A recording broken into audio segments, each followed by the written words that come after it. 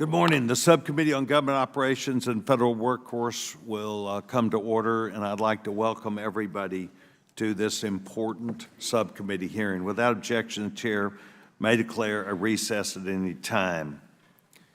We also have a number of members who are seeking to be waived on today's hearing. Without objection, the gentleman from Massachusetts, Mr. Lynch, as well as Ms. Mace from South Carolina, both members of the full Committee on Oversight and Accountability, will be waived in today. Also, we have the gentleman from South Carolina, Mr. Duncan, a member of the Energy and Commerce Committee, who's asked to be a part of this today, as well as the gentleman from California, Mr. Berrigan, will be waived on the subcommittee for the purpose of questioning today's hearing. Excuse me, it is. Thank you, Mrs. Berrigan.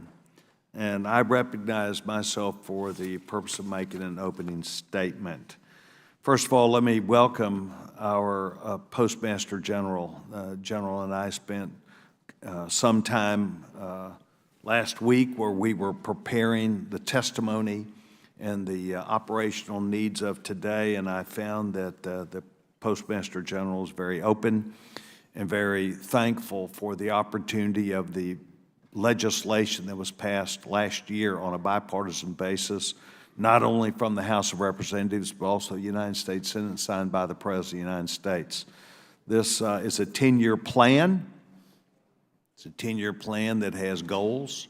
It has understandings, and I told the Postmaster General that while there will be people, including myself, that have issues and ideas with the Postal Service, that we believe that the plan that's begun, that he is responsible for implementing and will be held accountable for that, not just by meeting with us in this subcommittee, but also the full committee, and as he runs into members of Congress. There will be people that provide him feedback. But nonetheless, in May of 2020, Louis DeJoy became our Postmaster General, and I appreciate him for his service. His background of running large operations has become apparent. His ability to effectively grab this issue is important. He inherited a postal service that was some 60 days away from running out of cash, an organization in desperate need of modernization. Since his arrival, he has taken that issue on. Obviously, when you're doing this, you need a plan. You need a plan that you're willing to tell people you're a part of, your employees that you're a part of, and work with your employees and the American public to make happen. He's been before this committee. He has been forthright of his desire to try and do the things that are in not only the Postal Service's best interest, but also the American people, and we appreciate him being here. I think it's important to remember that the Postal Service is subject to economic and market forces about as much as any organization in this country. Stretches across this country, fuel prices, labor issues, the things that growth and the changes in the marketplace are all part of what this Postmaster General has to work with while maintaining the delivery of mail, which is the mission of the post office. So a lot of things are not necessarily their fault, but they're part of conditions that happen. So I happen to see progress, and I express my confidence in not only the Postmaster General to continue on his plan, because he believes that if he does this, it will lead to better outcomes that are stated as goals in the legislation. But really, I appreciate his tenacity to be forthright about addressing problems. The General knows that today there are going to be members of Congress who are going to provide him important feedback. Feedback, some that represent communities that are in growth and others that are in demise. Things that are problematic to your employees, we hear about those too, General. But we know that you are the right man for the job, and I appreciate you taking time to be before this subcommittee, willing to stay at the table, willing to listen, and willing to learn both ways, us from you and you from us. So we appreciate you being here and hearing from us. I now would recognize the ranking member, the gentleman from Maryland, for the purpose of making an opening statement. Mr. Chairman, thank you very much. Good morning to my colleagues. Good morning, Mr. DeJoy. I want to thank Chair Sessions for jointly convening this. I think it's extremely important that we have a chance to talk and to follow up on a number of things that concern members of this committee with respect to the United States Postal Service. As we convene today's Subcommittee on Government Operations and the Workforce, I want to emphasize the latter half of that title, of that name, the federal workforce. Last week, Congressman Connolly of this committee, Congressman Fitzpatrick, and myself co-led a resolution designating the week to honor our nation's public servants, including postal workers all across America and even in our own congressional districts. So thank you for keeping the government running. All of you who are federal workers, your hard work, your sacrifices do not go unrecognized by this committee. The former chair of this subcommittee continuously led valiant efforts to acknowledge and to appreciate our public servants and is a fierce defender and supporter of the federal workforce. Congressman Connolly, I just want to say to him, and I know most of you join me in saying that the attack on his staff earlier this week is weighing heavily on his mind. It's weighing heavily on the minds of all of us, whether we are Democrats or Republicans. We are all equally devastated by the senseless violence that occurs, and we're all praying for his team's speedy recoveries. Mr. DeJoy, welcome back to this committee. The last time you were here, we were all masked up, as we all remember. And although we've had our differences in the past, I'm looking forward to a fruitful discussion this morning. Throughout the pandemic, Baltimore, which I represent, and much of Maryland's 7th Congressional District had the worst on-time delivery in the nation by far. Now that mail delivery is improving, Maryland is experiencing one of the worst spikes in mail theft, particularly in Bethesda, Potomac, and Chevy Chase, Maryland.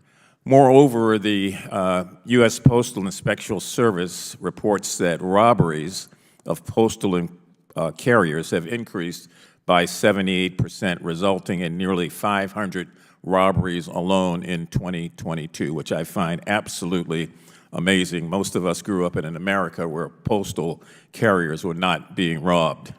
Criminals who commit robberies of Postal Service letter carriers are specifically, we believe, looking for one thing: the so-called arrow keys, which grant access to most mailboxes across an entire zip code associated with that key. This provides bad actors with ample opportunities to steal checks and to rewrite them to withdraw excessive amounts of money from a victim's bank account and further victimizes mail recipients to other potential crimes. So we're here for a number of things, but we're also here about this. I'm concerned about the thousands of dollars that a single family could lose if a check is stolen, and oftentimes is. And I'm concerned about the safety of our hardworking postal carriers by senseless criminals who we have to fine, prosecute, and send off to jail. Now, to cut these costs, the Postal Service, as I understand, has increased its reliability on the private sector to deliver mail. The results, for lack of a better term, have proven to be, and I don't use this lightly, the results have often been fatal. In the past 3 years alone, third-party trucking companies have been involved in 68 fatal crashes, which have cost the lives of 79 people.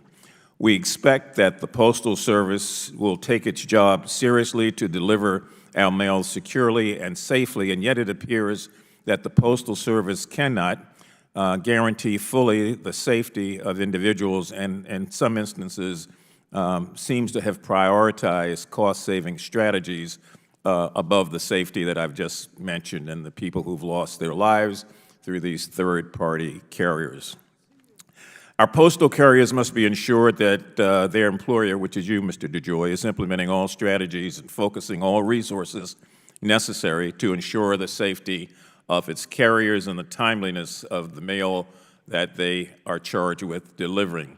That's why Ranking Member Raskin, Congressman Conley, and myself sent a letter to the Postmaster General requesting the Postal Service's detailed response to this alarming threat that we are all facing, and particularly that 600,000 postal employees could possibly face who are just doing their job. And so, Mr. Chair, I would ask unanimous consent that we submit that letter for the record. Will that objection be entered in the record? Thank you, sir. I look forward, Mr. DeJoy, to all of your responses today since the USPS 2021 implementation of the 10-year plan that we all had a lot of discourse and discussion around. 54 million Americans entrusted their postal service to deliver just last year their midterm election ballots securely on time per first-class standards, which is now classified as within 1 to 5 days. And while the Postal Service has delivered 99% of mail-in ballots on time, we're still concerned that 640,000 arrive late. And we can quibble over whether or not 99% or 100% is the goal. I just know that it's a tough job. And I want to commend the men and women that took that seriously, because there was a lot of concern about whether or not those ballots would be delivered as they should be. Congress has stepped in, as we all know, to address the financial challenges through the enactment of the Bipartisan Postal Reform Act of 2022, which fortunately provided significant financial release to the Postal Service and eliminated many of the archaic requirements to pre-fund Postal Service retiree health benefits and moved postal retirees into Medicare. So there's a lot that we want to talk about, Mr. DeJoy. I'm going to, again, in advance, thank you for your testimony, for your appearance here. I'm looking forward to hearing more about those things and many of the other things that many of us on this committee may not be aware of. The chair and I are also charged with conducting true and meaningful oversight, so I would implore you to overcome the challenges that you face by sharing with us as much as you can so that we might be partners in that process. I want to thank the chair, and I want to yield back any time that I would have remaining. Thank you. Gentleman yields back some time. Mr. Mufumi, thank you very much. We do need to remember that today is about the men and women, the veterans, the people who are part of not just the Postal Service, but support the Postal Service. We also need to remember our friends in the Capitol Hill Police who are providing us the safety that we need. But with that said, I'd like to yield for the gentleman the time he'd need, the gentleman from Virginia, Mr. Conley, who is a member of this committee and subcommittee, for any remarks he'd like to make. Gentleman's recognized. Thank you, Mr. Chairman. And let me thank you and my friend, Mr. Mufumi, for their heartfelt comments. And I just want to take a moment to thank all of my colleagues on both sides of the aisle. I've been here 15 years, and I don't think I've ever experienced just, the collapse of partisanship over a human issue. And I can't tell you how much I and my staff appreciate that. Talking with, Hakeem Jeffries, talking with Kevin McCarthy, talking with Steve Scalise, and so many, many colleagues offering to help and express support for an unprovoked violent incident. And Mr. DeJoy, one of the heroes in this story was actually the postman. He came to the office while the attack was going on, and it startled the assailant, and that allowed the woman who was being beaten on the head to escape. And he's sort of an unsung hero in our story. So I just want to express that gratitude to my colleagues on both sides of the aisle for their consideration and very sympathetic response to what is a very difficult situation. Thank you so much, Mr. Chairman. I appreciate it. Congressman Conley, thank you very much. And as you know, there are people on this committee who have expressed sorrow for what happened, but we also today recognize Mr. Joy, one of your own, may have saved what could have been a worse circumstance. So thank you very much. Mr. Chairman, over here, maybe Yes, out of order. sir. Would it be appropriate to offer a prayer up for those in Brother Conley's office that were injured? Would that be appropriate or not? If the gentleman would wish to make a statement, and I will recognize the gentleman. All right, well, my statement will be a prayer.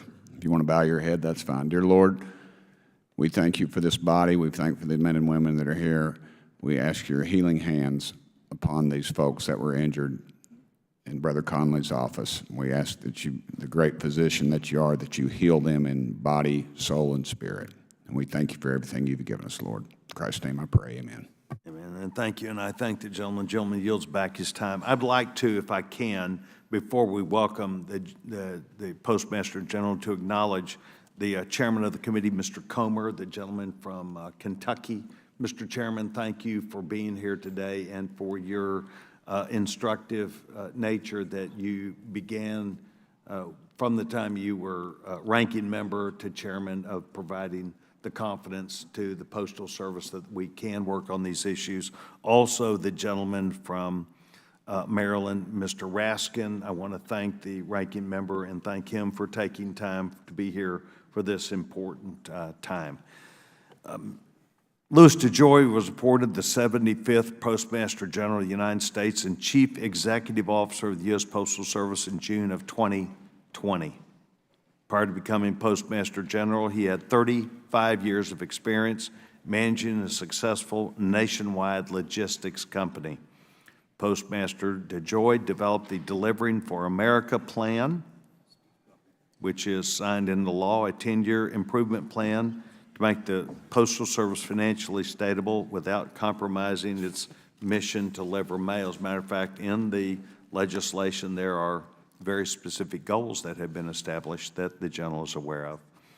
So I want to thank him for being here today. Pursuant to Committee Rule 9G, the witness will now please rise and raise their right hand. Mr. DeJoy, welcome. Do you solemnly swear or affirm that the testimony that you're about to give is the truth, the whole truth, and nothing but the truth, so help you God? Let the record reflect that the gentleman, our witness, answered in the affirmative. Mr. DeJoy, thank you. We appreciate you being here today and look forward to your testimony. Let me remind the witness that we have read your written statement and will appear in the full record. Please limit your oral testimony to 5 minutes because I assure you, you'll be here till probably 2 o'clock this afternoon to answer our questions. As a reminder, please press the button on the microphone in front of you so that it is on and the members can hear you. And we ask that you would, as the members do, politely confine your comments to those things, and then when the light comes back on, we will ask that you finish those questions. I recognize the Postmaster General for his opening statement. The gentleman is now recognized for 5 minutes. Thank you, Chairman Sessions and Ranking Member Mafume, Chairman Comer, Ranking Member Raskin.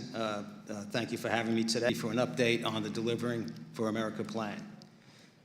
I have submitted as part of my written testimony our recently released 2-year DFA progress report, which contains good news on our progress concerning DFA and the PSRA implementation. It highlights that simultaneously with transforming the organization, we have improved our service, stabilized our workforce, expanded our capacity, started to modernize our nationwide network, and just 2 years into a 10-year plan, we have cut in half our projected financial losses. When I arrived here in June of 2020, besides being in the middle of a pandemic and in a highly sensationalized political environment, the financial, operational, and organizational condition of the Postal Service had so deteriorated that its continued ability to serve the nation was in significant jeopardy. The perilous condition was the result of 15 years of posturing, complacency, legislation, regulation, misplaced actions, and inactions that focused on narrow parochial interests and that failed to confront the cataclysmic events that faced the Postal Service. This collective failure accumulated to produce the catastrophic consequence the organization was then facing. Most surprisingly, nowhere to be found was any comprehensive plan to put the Postal Service on the right track for the future, even though the alarms and bells had been ringing for more than a decade. I was aware of these conditions when I accepted the Postmaster General position offered by a bipartisan Board of Governors who had a charge to fix the Postal Service. So why am I bringing these conditions up now? I want to ensure that we have our eyes wide open about the magnitude of the problem that we need to fix, that we acknowledge the reasons why it is so imperative that we make the kind of significant transformative changes that are outlined in the Delivering for America plan, and that we remain vigilant not to repeat those mistakes of the past. So how have we done so far? In a very difficult environment during the pandemic, facing extreme demands for service and at the height of our financial and operational erosion, I worked in tandem with my leadership team and with the support of our Board of Governors to develop and introduce the Delivering for America plan, and we all got working on it. Today, we are in a substantially better position than we were just over 2 years ago. We have made great success pursuing the objectives of the DFA plan, and our whole organization is energetically and collaboratively deploying professional tactics that will continue to improve our operational precision, reduce our cost of performance, increase our service reliability, grow our revenue, and provide long-term enjoyable career paths for all our employees. Some specific accomplishments I would like to highlight are as follows. Since the release of the plan, service has improved to where 98% of the population receives their mail and packages within 3 days. First-class mail and packages take an average of 2.5 days from origin to destination. The Postal Service has delivered on 2 successful peak seasons and worked successfully with the Biden administration and Health and Human Services to deliver 700 million COVID test kits to the American public. These accomplishments demonstrate our ability to quickly ramp up to meet the critical delivery needs of our nation for both commercial purposes, in our government capacity, and in response to national and local emergencies as part of the country's critical infrastructure. We have delivered excellent performance on every election, including the highly energized 2020 election, which took place when I first arrived. In that regard, we admirably have fulfilled our role on multiple occasions as part of the nation's electoral process whenever election officials or voters chose to utilize us. We have improved the quality of our career prospects for our workforce by converting over 125,000 employees from pre-career to full-time, and we have improved the quality of their work lives by implementing enhancements to their workplaces and working conditions to help our employees to succeed, so they can help us to achieve success. And most importantly, we are a different organization with a different leadership and management team that is deploying robust and comprehensive strategies that will continue to sponsor our improvement and transform our culture to one that leads us to world-class performance. I'm very proud of the accomplishments of our management team, our board, our Union and Management Association leaders, and the women and men of the United States Postal Service. I am also excited to continue our work together to finish what we have started, bringing new life to our cherished organization and tackling the remaining problems we have so we can continue to serve the American people for another 250 years. Chairman Sessions, Ranking Member Mifune, and members of the committee, I thank you for your support, and I look forward to answering the committee's questions.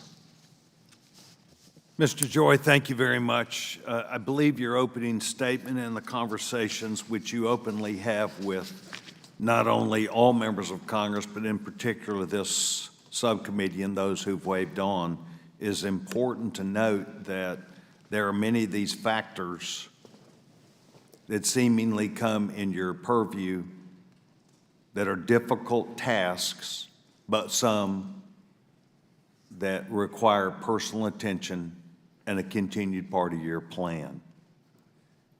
It is not lost on any of us that there are economic conditions that impede your ability to make changes, but there are also day-to-day operational issues which we believe need to be addressed.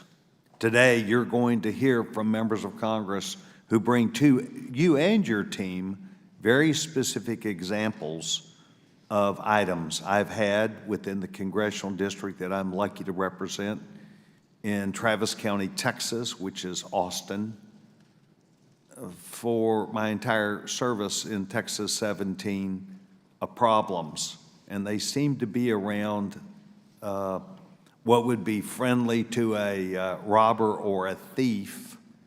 These large, effective for your service to handle a neighborhood, but make themselves a target. Can you provide me or this subcommittee with any insight into how you view these large mailboxes that, and I'm not sure what you call them, but these large areas that then can be broken into and hundreds of packages can be stolen, and then that correspondingly the need to have people in those areas have to go to the post office, stand in line, and then the replacement therein. This is a part of the crime problem that you have to deal with. Sir, do you have any comment about that specific I do. area? I do. So you're referring to what we would call cluster boxes, which were decided in 2012 by the organization to put into newly developing areas. As our mail volume was coming down significantly, it was the beginning of the right after the Great Recession. We were losing $10 billion a year, and the management was looking for ways of continuing to get mail into communities, but start to limit the amount of travel a carrier had to do to get the mail there because the volume was dropping significantly. Cluster boxes were effective, for mail, and effective at a time when crime was less. We are evaluating, and it's a continuing.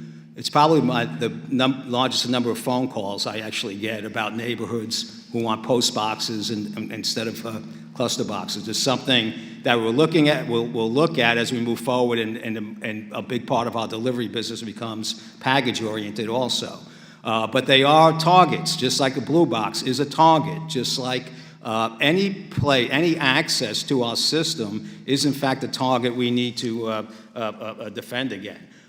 We are looking at different types of double validation in keys, because stealing our keys has been an ongoing problem for a number of years, and we're addressing that now. 40,000 new locks coming into play that'll be tied to our carrier's handheld device for double validation, and they could also be turned off. So that's some of it. We're looking at hardening our boxes, but some of these, they take chainsaws to. I mean, it's pretty deliberate. But we recognize, and I recognize, that our success is the ability of people to conduct commerce through the Postal Service. And crime is and lawlessness has always been, throughout history, a deterrent to commerce. And we are looking at a number of ways of trying to address both the residential appeal of having a cluster box or not, which is strictly for commercial purposes from our standpoint, or from the safety and sanctity of the mail and the people, in our carriers. So it's something we briefed a committee of Congress last week on some of the initiatives that we're rolling out, and that's going to become an expanding part of our daily, discussions. Is how do we address this? I would ask that much of this has to do with the attention to the crime that the crime gets with when we do in fact catch people. Mail crime is not foremost a federal crime. It's not one of the things prosecutors run to prosecute, and all of this plays into the whole situation that creates the really increasing nature of these happenings.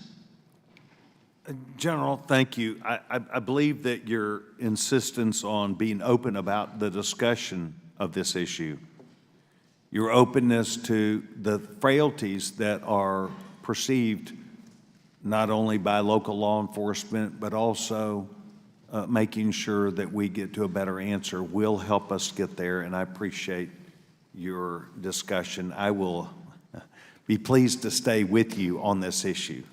I thank the gentleman. I now would yield 5 minutes to the gentleman, Mr. Mfume, the ranking member of this subcommittee. Thank you very much, Mr. Chairman. Mr. DeJoy, I want to go back to this announcement of steps to reduce postal crime that the Postal Service announced last week. And a key part of that is the replacement of the so-called arrow locks, which are the kind of blue box skeleton key that I talked about earlier. I'm glad to hear that somebody is thinking now about a double validation effort. Can you tell me or this committee, in addition to that, though, are there other safety measures that are being thought of electronically or otherwise that might get us to where we need to be, even if it's thumbprint recognition by carriers? Yeah, so one of the things that we're doing is looking at ways of hardening our boxes, and that is we have 11,000 new ones that are rolling out this summer, and we're looking at buying another 20,000, coming forward. That will just harden the access, and we'll also have these new entry devices, combination entry devices. We are exploring, with regard to the key, another option that kind of makes forget which one it is, so either the box dumb or the key dumb on a daily basis. And then through electronic communication, we revalidate the entry process of the key. So our engineering team, along with our retail and delivery team, are working, and it's up. I get briefed on it. A number of different options to prevent basic key access, which is a lot. And key access, a big reason for some of the the crime against carriers is to actually steal the key. I mean, these keys are on the dark web for $5,000, $6,000, $7,000 a key to purchase the key. So we need to race through getting out of those. This delivery that's coming through right now, I signed off on about a year ago. We've had supply chain issues in getting this equipment into the marketplace. But those are the two big things: the keys and hardening the device itself, the collection boxes. We have, with this recent announcement, we have put teams out into the community, into several communities, to surveil and work with local law enforcement to try and make sure that we identify hotspot areas that we know have been frequently, repetitively throughout the year. We've had locations that have been, attacked over 5 times, 6 times a year. So we're working that and working with our employees and communities, asking people to be more alert to these things. And let me ask you, I mentioned earlier in my opening remarks the trouble that we have been experiencing in Baltimore, both in terms of delivery, which has started to ebb somewhat, but also in terms of these attacks on postal employees. And then I'd mentioned particularly in other places in Maryland, like Bethesda, Chevy Chase, Potomac, a new increase going on. Can you give us a sense of when you expect to have all of these locks installed and how you're doing that? Is it based on the crime figures? Is it based on the region? Or is it based on something else that you're getting from postal carriers? Yeah, so the quantity of locations that we have boxes is in the millions. And the delivery, the delivery pace is very dependent on the supply chain. So this is a several-year project to get to tighten up everything the way we need to do it. And it's not going to be complete without some combined effort on reducing crime in these particular areas. With regard to how and where they go, It's interesting, postal crime doesn't necessarily match all the time what community crime is. Areas where there tends to be more high value in postal boxes and is where these trained thieves and lawbreakers go with some sophisticated processes to even reroute mail in many cases. So that is something the inspection service works in a very detailed manner with our delivery units, and we have good visibility on crime and incidents that happen, and also it will take several years to get to a place where you and I would both be happy with it. Just one other thing, because my time is running short. I had mentioned earlier that Ranking Member Raskin, myself, Mr. Conley had written this letter to you, which I assume you've received, because we're really concerned about the 600,000 postal employees who are just trying to do their job, who are coming up against all sorts of violence. I don't know that in the last 48 hours you've had a chance to put together or cobble together a response, but off the cuff, could you just speak and tell us, as a preview, what you think that response might look like? Sir, to be honest with you, I was not in the office yesterday when it came in, and I haven't had a chance to really digest it, so I would hesitate to give a response. But if in general, with regards to crime and protecting our employees, I too am very concerned about the exposure of our employees to the criminal aspects that are occurring throughout the nation. Mr. DeJoy, my time is up, but can you tell us when we might expect that? Quickly. Thank you. Okay. 10 days, less than 10 days. Thank you.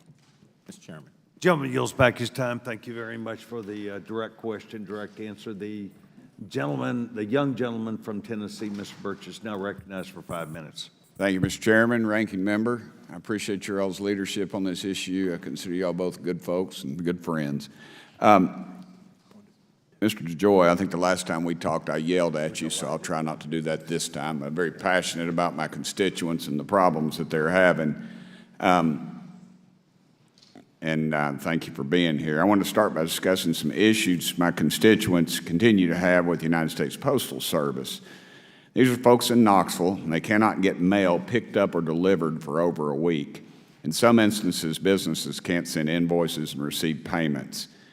And since I've been in Congress, it just seems to progressively get worse. I don't know if that's due to my leadership or what, but mail delays are hurting families and small businesses in our community. How's the Delivering for America plan addressing service performance? Well, sir, first of all, I'm not aware of the particular problems in Knoxville, but I can give you a description of where we have issues, how they're happening. But I will say, Delivering for America plan is having a tremendously positive impact on mail delivery. Today, 98%, as I said in my opening remarks, 98% of the American population, 98% receive their mail and packages within 3 days. 50% of the first-class mail and packages get delivered a day in advance. So when I got here, the network is what was really holding up, and when you look at next day, a day late, on the service standards that we have, if you're a day late, it's 99% of mail and packages get delivered.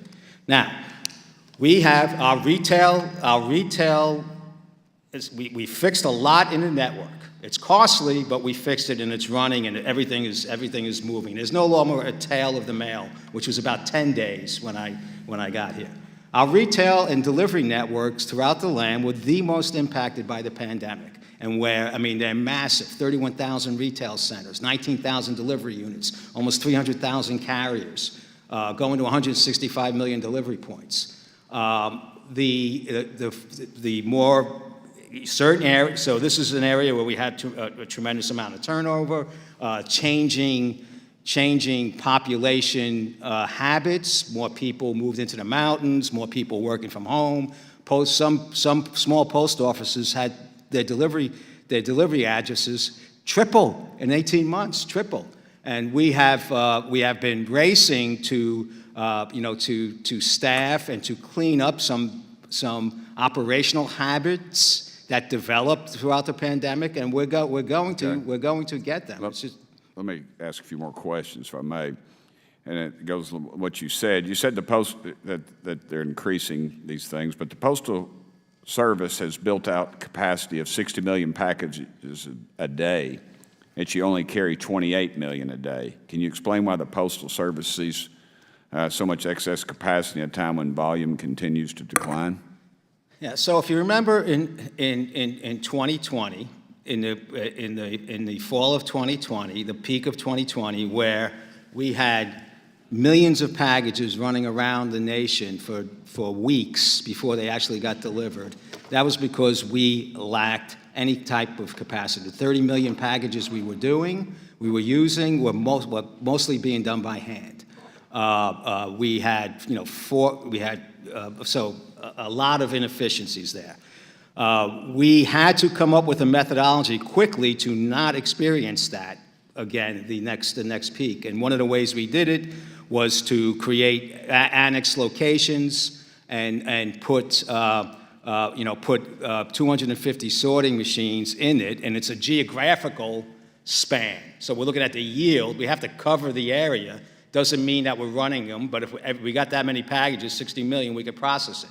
There's peaks and valleys of volume. Let me interrupt you. I'm going to run out of time, and I see where you're headed with this. But could you give us a brief explanation of hardship delivery and what percentage of hardship delivery requests are approved? I would have to get back to you on that. Could you get back to me on that, yes, please? Sir. Yep. It seems like everybody in the industry is forging ahead in this economic environment. They put a pause on expanding operations, but the Postal Service continue to move ahead with investments in new equipment and facilities. Are you getting your money's worth for those investments, and who's paying for them? Is there an expected timeline for return on this investment? Well, I'm out of time. So yes, there is a timeline. We plan to roll out a new network and over the next 3 to 5 years is what our strategy. And we have a tremendous embedded infrastructure that has been significantly deteriorated. We have deferred maintenance of $6-7 billion, and this is really what the expansion is. At the end of, when we get done with this, right now we have 400 locations that we move mail and packages across the nation in. We're going to move that into 60 locations. We're just going to be consolidating. So we'll get, we're getting our money. We have to execute, and that's another thing. The increased yield to 60 million is the organization is operating more professionally, with more organized manner, because we have to compete with the commercial marketplace to get our package business. But yes, I'm pretty confident that we have a very deliberate process. We have a long-term plan that sets parameters that we work through and guide, and our investments are reviewed and competed. We're not the same bureaucratic type of organization we were in the past, because we have to move. If I don't get this done, if we don't get this done in a short time frame, we're going to run out of money. All right, I've run over my time. I apologize, Mr. Chairman. If you can have your folks get back to me this time, I'd appreciate that. We'll do that. Thank you, sir. And I won't yell at you. Thank you. Gentleman yields back his time. The distinguished gentleman, the ranking member of the committee, the gentleman, Mr. Raskin's recognized for 5 minutes. Mr. Chairman, thank you very much for calling this important hearing. Mr. DeJoy, more than 2,000 postal carriers have been assaulted or robbed since 2020. And the Postal Service announced just last week that 305 have been targeted since, or in the first half of fiscal year 2023. So these incidents, according to the Postal Service, are increasingly becoming more prevalent. The problem is getting more serious. And yet, despite this increase in crime targeting letter carriers, the Postal Service's announced actions last week to address postal crime seem to me to be very light on proactive protection for letter carriers. The Postal Service's proposal focuses on hardening physical infrastructure, which is, of course, helpful in terms of preventing mail theft, but it really doesn't do anything to help keep the postal workers safer when they're out on the rounds. One option seemed noticeably absent from the plan that would both reduce mail theft and protect the postal workers, which is to allow postal police officers to protect the letter carriers by not confining them solely to the physical facilities of the post office. For more than 50 years, the postal police officers have been responsible for protecting customers' property and employees. But on August 25th of 2020, the Postal Service abruptly declared that postal police officers would no longer be allowed to perform patrols to prevent mail theft or to protect letter carriers unless the theft or violation takes place directly on Postal Service premises. And that just seems baffling to me. Prior to this point, the postal police performed their duties wherever mail theft would occur. So, Mr. Postmaster, given the increase in attacks on letter carriers that we are hearing about and seeing within our districts, and the increase in postal theft, why has the Postal Service continued to prevent postal police officers from doing their jobs and keeping postal workers in our mail safe by traveling to wherever the problem is taking place? Thank you, Congressman, Ranking Member. First thing, with regard to the event, the things that we're doing right now, our carriers travel in the line of crime. So if we reduce crime at these particular locations, lose the availability to commit crime by stopping the arrow key, hardening the boxes, they will venture into less of these types of activities, and that is one of the reasons that we're looking at proceeding in this manner. With regard to the postal, can I just follow up on that then? I mean, it seems to me that it's a little counterintuitive if the officers are assigned just to the physical stations, and it becomes clear that the letter carriers are exposed. That will deepen their vulnerability to being attacked, robbed on the road, assaulted, and so on. So with regard to the postal police, I travel the nation. I enjoy my interactions with the postal police. They're awesome. If I had 60,000 of them, I would come to you and ask for the authority to do what you're asking us to do. I don't. I have 600, and I don't have the authority to patrol the streets, and they haven't done that in the past. With the concept that they were out patrolling the streets, protecting the carriers, is not really what was true. It wasn't authorized to do. We don't have the legal authority to do that. We did have randomness throughout the country in just about everything that we did before this management team took over, but that is not what their role is. They're not allowed to do that. So, okay, you're saying you don't have the statutory authority to deploy them to protect the mail routes and letter carriers on the road. I wasn't aware of that because I thought they were doing that before. Yeah, no. And I also only have 600. And the places where they are is where the mail and our people are, right? And this is where they need to be. So even if you know that there's certain letter carriers being targeted in particular places out on the road, particular routes that are being subject to organized criminal attack. So I can assure you, if we know somebody's being targeted, the United States Postal Inspection Service is all over it. And they will also, we have relationships with local task force that help us throughout the throughout the country and so forth. But it's a big country and we're a small group. I only have about 600 of those guys too. But we have established local relationships. We have good relationships with federal law enforcement in these areas and also local law enforcement. Okay. Well, good. Well, I hope we can work together to use existing resources that you have to the fullest extent to keep the mail and the letter carrier safe. And thank you for your indulgence, Mr. Chairman. I yield back. Gentleman yields back his time. We now recognize the policy chairman, the gentleman from Alabama, Mr. Palmer, for 5 minutes. Thank you, Mr. Chairman. Thank you, Mr. DeJoy, for being here. The Postal Service has continued to lose money, and you originally claimed that the Postal Service would break even 2023, but that obviously hasn't happened. Do you have a new estimate for when the Postal Service might be able to break even? We are trying to reconcile that right now. There's three basic reasons we did not make our targets. Number one, CSRS administrative action was in our plan. That was $3 billion in our current P&L this year.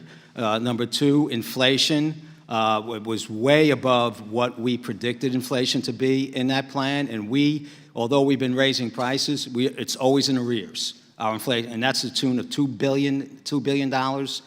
And then we've tried to, in the middle of the process of doing this, we needed to focus first on keeping service up and getting into a position where we could start making tactical moves, like we've moved significant amount of volume off of air to ground. It's going to drive about $1 billion out of our run rate. So these are the things, and the place was just a little more broke than we were coming in 6 months into this and do it. But we need to move, and we can get back on track with this. I see where targets of money are for us to get just by improving our operational performance and growing our business. But we're behind. We're not happy with it. But there were significant events that we needed to deal with. You made some significant changes. Actually, you answered my next question about the impact of inflation, and I guess I also wonder about how things have impacted your workforce participation. Having enough people to do the jobs that need to be done, have you had any difficulty in getting people to work? Well, I'd say it's different in different functions and areas. Within our plant processing operations, first of all, we have converted 125,000 people from pre-career to full-time positions within the United States Postal Service. And that dramatically reduces our turnover rate and endears the individual to the organization for long-term career employment. So from that standpoint, for the most part, our employee availability today is pretty high, other than in certain areas that the 2% that we're having a problem on delivery. Delivery carriers is our toughest area right now. You've made some pretty significant changes to the Delivering for America plan, and just very briefly, do the changes take into account the probability of a lower volume of regular mail and packages, the potential for a downturn, possibly even a recession in the economy? Have you taken that into account, particularly for the short term? So we do forecast for that. What I would tell you, sir, is we are in the process of repairing a 15-year atom bomb that fell on the place. So a quarter or two in terms of our long-term strategy is not going to change the infrastructure rehabilitation that we need to do. And we have confidence that in the long run, the country will get through its economic problems and we'll be, back to business. And we need to. The United States Postal Service needs to, and it's in the PSRA. We need to deliver mail-in packages together in an integrated manner. I want to quickly transition to something else, and it has to do with the pensions for your employees.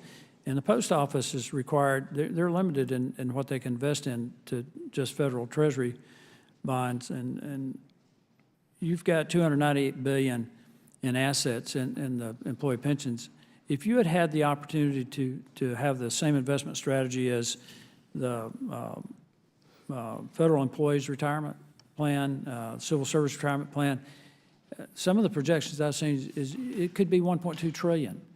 And I wonder what the barriers are that keeps the Postal Service from adopting a different model, even the model of the federal employees. And is this something that we ought to be looking into in this committee? So this is one of the big initiatives that our chairman, Ramon Martinez, had asked our OIG to take a look at. And it is about 700, instead of being at a deficit, we'd be at $700 billion.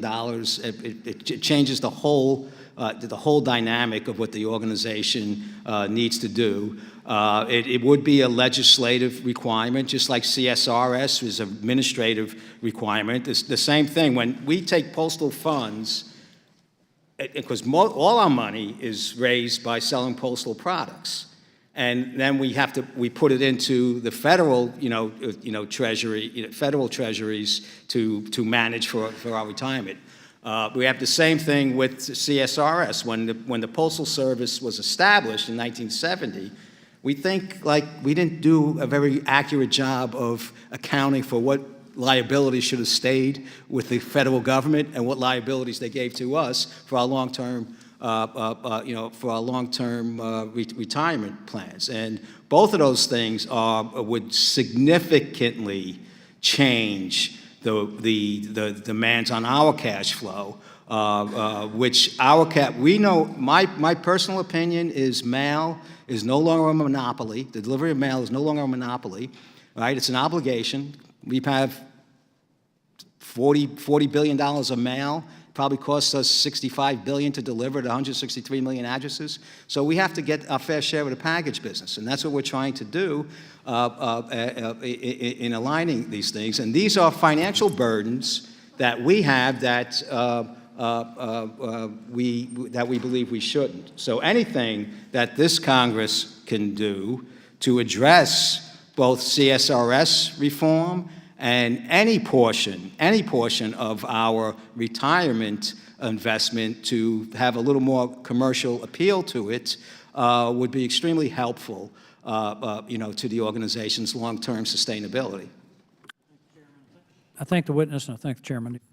Gentleman yields back his time. Thank you very much. The gentlewoman from Vermont, Congresswoman Blunt, is recognized for 5 minutes. Thank you, Mr. Chair. Yes, ma'am. Before my line of questioning, I request unanimous consent to insert into the record an article from Government Executive that appears to run counter to earlier testimony. Without objection, that'll be entered into the record. Thank you, Mr. Chair. According to this article, Mr. DeJoy, the union said it had regularly conducted carrier protection and community policing patrols to ensure the safety of letter carriers and other Postal Service personnel, which seems to run counter to what you said earlier. All right. Wish to clarify? I stand by my statement. You can pick who you want to believe. That's all you got? That's all I got. What do Okay. you want me to say? We All right. have people that say a lot of things Okay. about the Postal Service. Mr. DeJoy, thank you for being here. I appreciate it. I'm from a rural state, from Vermont, and I know that the Postal Service is an absolutely essential service, not just to Vermont, but to rural America, and protecting the Postal Service is one of my top priorities in Congress. Now, according to Pew Research, 91% of Americans have a favorable view of the Postal Service, which clearly makes it the most popular federal agency, which is saying a lot. And Vermonters, like my community members, know that their postal workers are working incredibly hard in difficult circumstances to ensure that letters and packages get delivered on time. And I've talked to many Vermont postal workers and community members.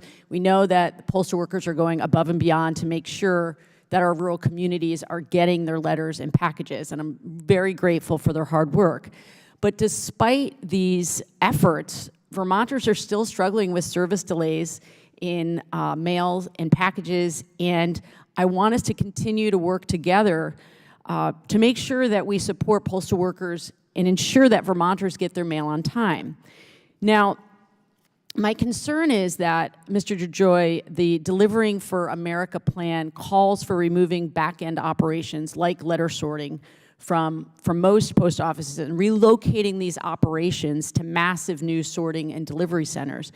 And many Vermonters that I hear from on a regular basis, they fear that the opening of these sorting and delivery centers is a first step towards closing their local post office. So I'm wondering if you can assure the public that your plan will not result in reductions to retail operations or hours of service. Thank you, ma'am. Our plan for the sorting and delivery centers is in fact something that's going to save service throughout the nation. We have a 50-year-old mail delivery operation that is geared for twice the mail and a tenth of the cubic volume with our package deliveries. Now we need to run mail and packages together, and we also have a terrible transportation system that feeds. Mr. DeJoy, I'm sorry to interrupt. So I just want to get to the heart of the question, which is, will your plan result in reductions to retail operations or hours of service? That's really the question. That's what Vermonters care about. So the rolling out this network will not result in reduction of retail operations. I appreciate that. Thank you. The reason why I'm so fiercely protective of the Postal Service is because it's not just Vermont. It's rural America that absolutely depends on postal operations. Without continued attention to our rural areas, I really feel that our communities are going to continue to suffer. And this isn't good for the democracy, it's not good for our economy, it's not good for rural America. So I want to make sure, will you commit to maintaining the size and work hours of the postal workforce? I could not possibly commit to something so broad as that. I wouldn't even know how to understand what you're asking me to commit to. Let me rephrase, Mr. DeJoy. Do you understand that rural America is in a different situation with needing postal service? So I understand. So now, if you put the question is in context with rural America. That is exactly my question, Okay. which we're making sure that because we are in fact trying to change rules with our union. So we are adding people into rural communities because we are well aware that we have problems in staffing in those particular areas. And there's a number of things we're doing with old legacy processes that we have, and looking to incentivize people to make deliveries. And in fact, the SNDC network will enhance that. There are better working conditions, it has further reach, so there are a lot of good things to that. But the organization is just genetically committed. It's not just, it's all the way up to management and myself, committed to servicing every address that we're supposed to service. And we've gone through a tough time financially and a tough time in the nation with the pandemic, and we're recovering with a great deal of energy and precision. And we know we have special measures now on rural areas that are hotspots that deal with just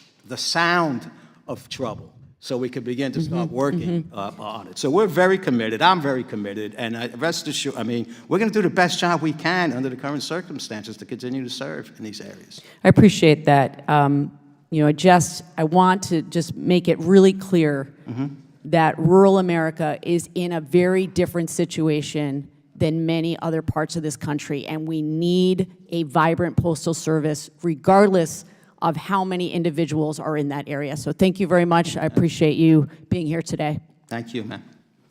Gentlewoman yields back her time. The gentleman from South Carolina, the gentleman, Mr. Timmons, is recognized for 5 minutes. Thank you, Mr. Chairman. I yield my time to Mr. Duncan of South Carolina. I thank the gentleman for yielding, and I'm not on this committee. I'm not even on the subcommittee or the full committee. This issue is so important to me to have an opportunity to talk with you that I wanted to wave on. I started this process in 2017 when I was contacted by folks in my hometown of Lawrence, South Carolina, about our post office there. The Postal Service removed the drive-up boxes completely. They put a mailbox out front where elderly folks have to call into the post office for folks to come out and retrieve their mail or deliver their mail. I don't know how that's feasible from a personnel standpoint, but the drive-up boxes have been there for a long time. The second issue is the location of the post office is on a United States highway, US 221. It's at the top of a hill. So when there's a lot of traffic at that post office, there are a limited number of parking spaces right in front, and they're all full. People are sitting in a US highway trying to turn in at the top of a hill. It creates a tremendous safety issue. I've got a record of the incidents that have happened there. So it's an unsafe location. So we've asked for consideration of relocating that post office.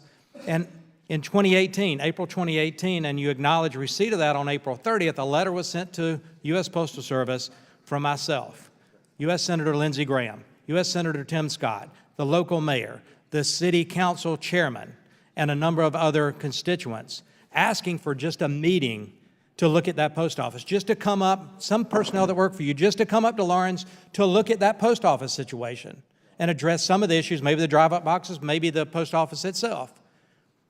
You came and spoke to Republican caucus a couple years ago down in the visitor center.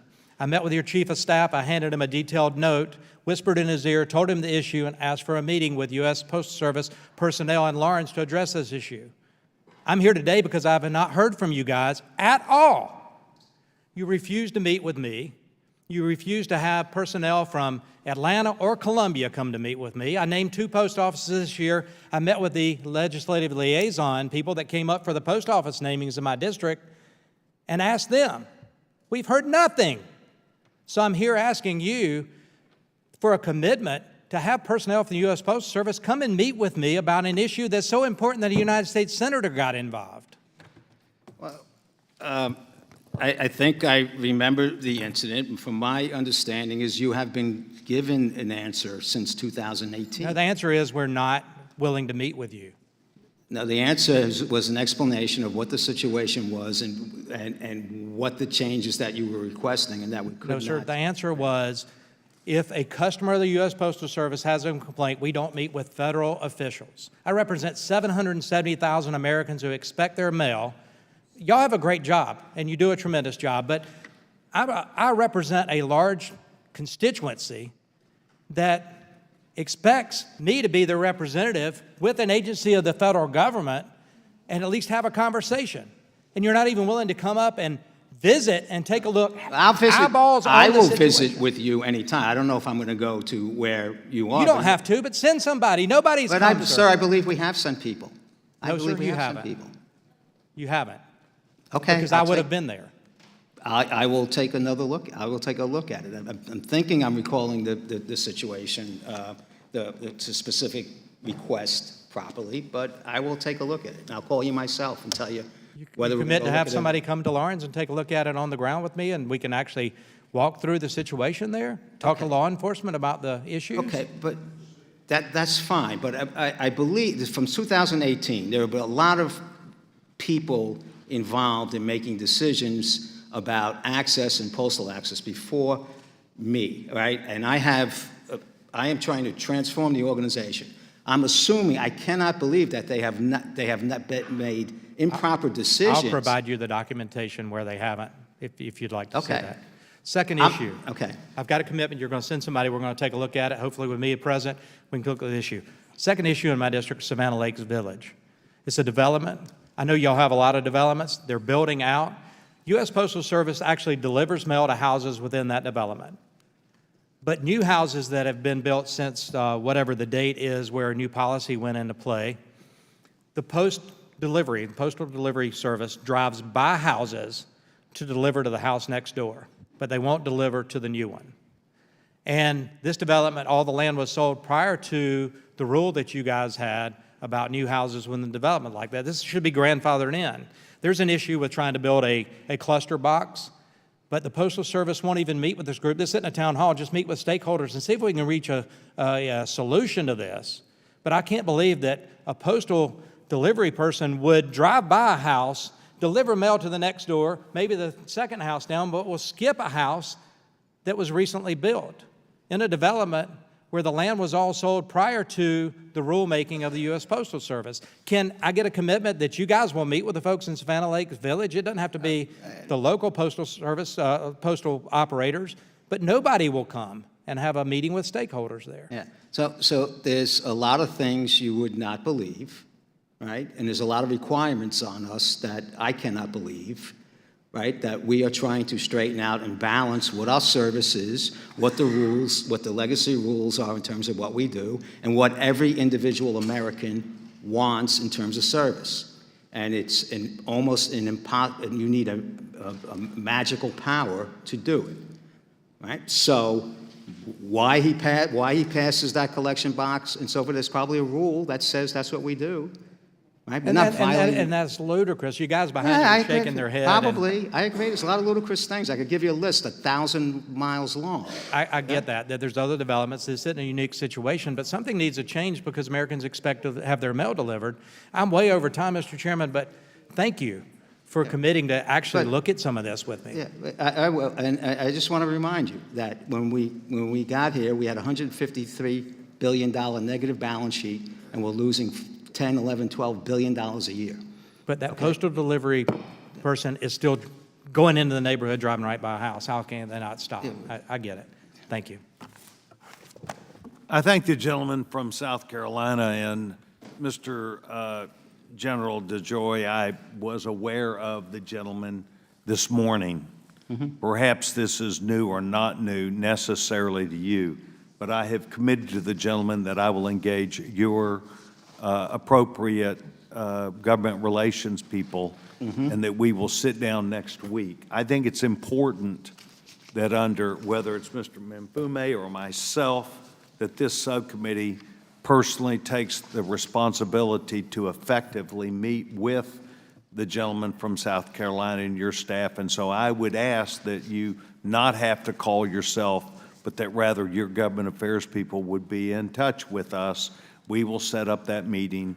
I think part of what you're trying to do is to run a large operation, and what the gentleman from South Carolina is trying to do is to make sure that he effectively deals with you and you with him. So I would just let you know on the public record, whether it's Mr. Mfume or whether it's myself, we will engage in a positive way to make progress. And I thank the gentleman from South Carolina for his time.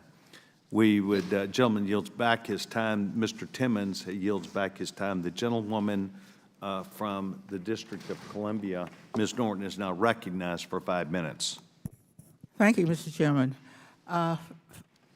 Mr. DeJoy, first I want to note one of my own top Postal Service priorities, helping to prevent mail theft and attacks on Postal Service employees.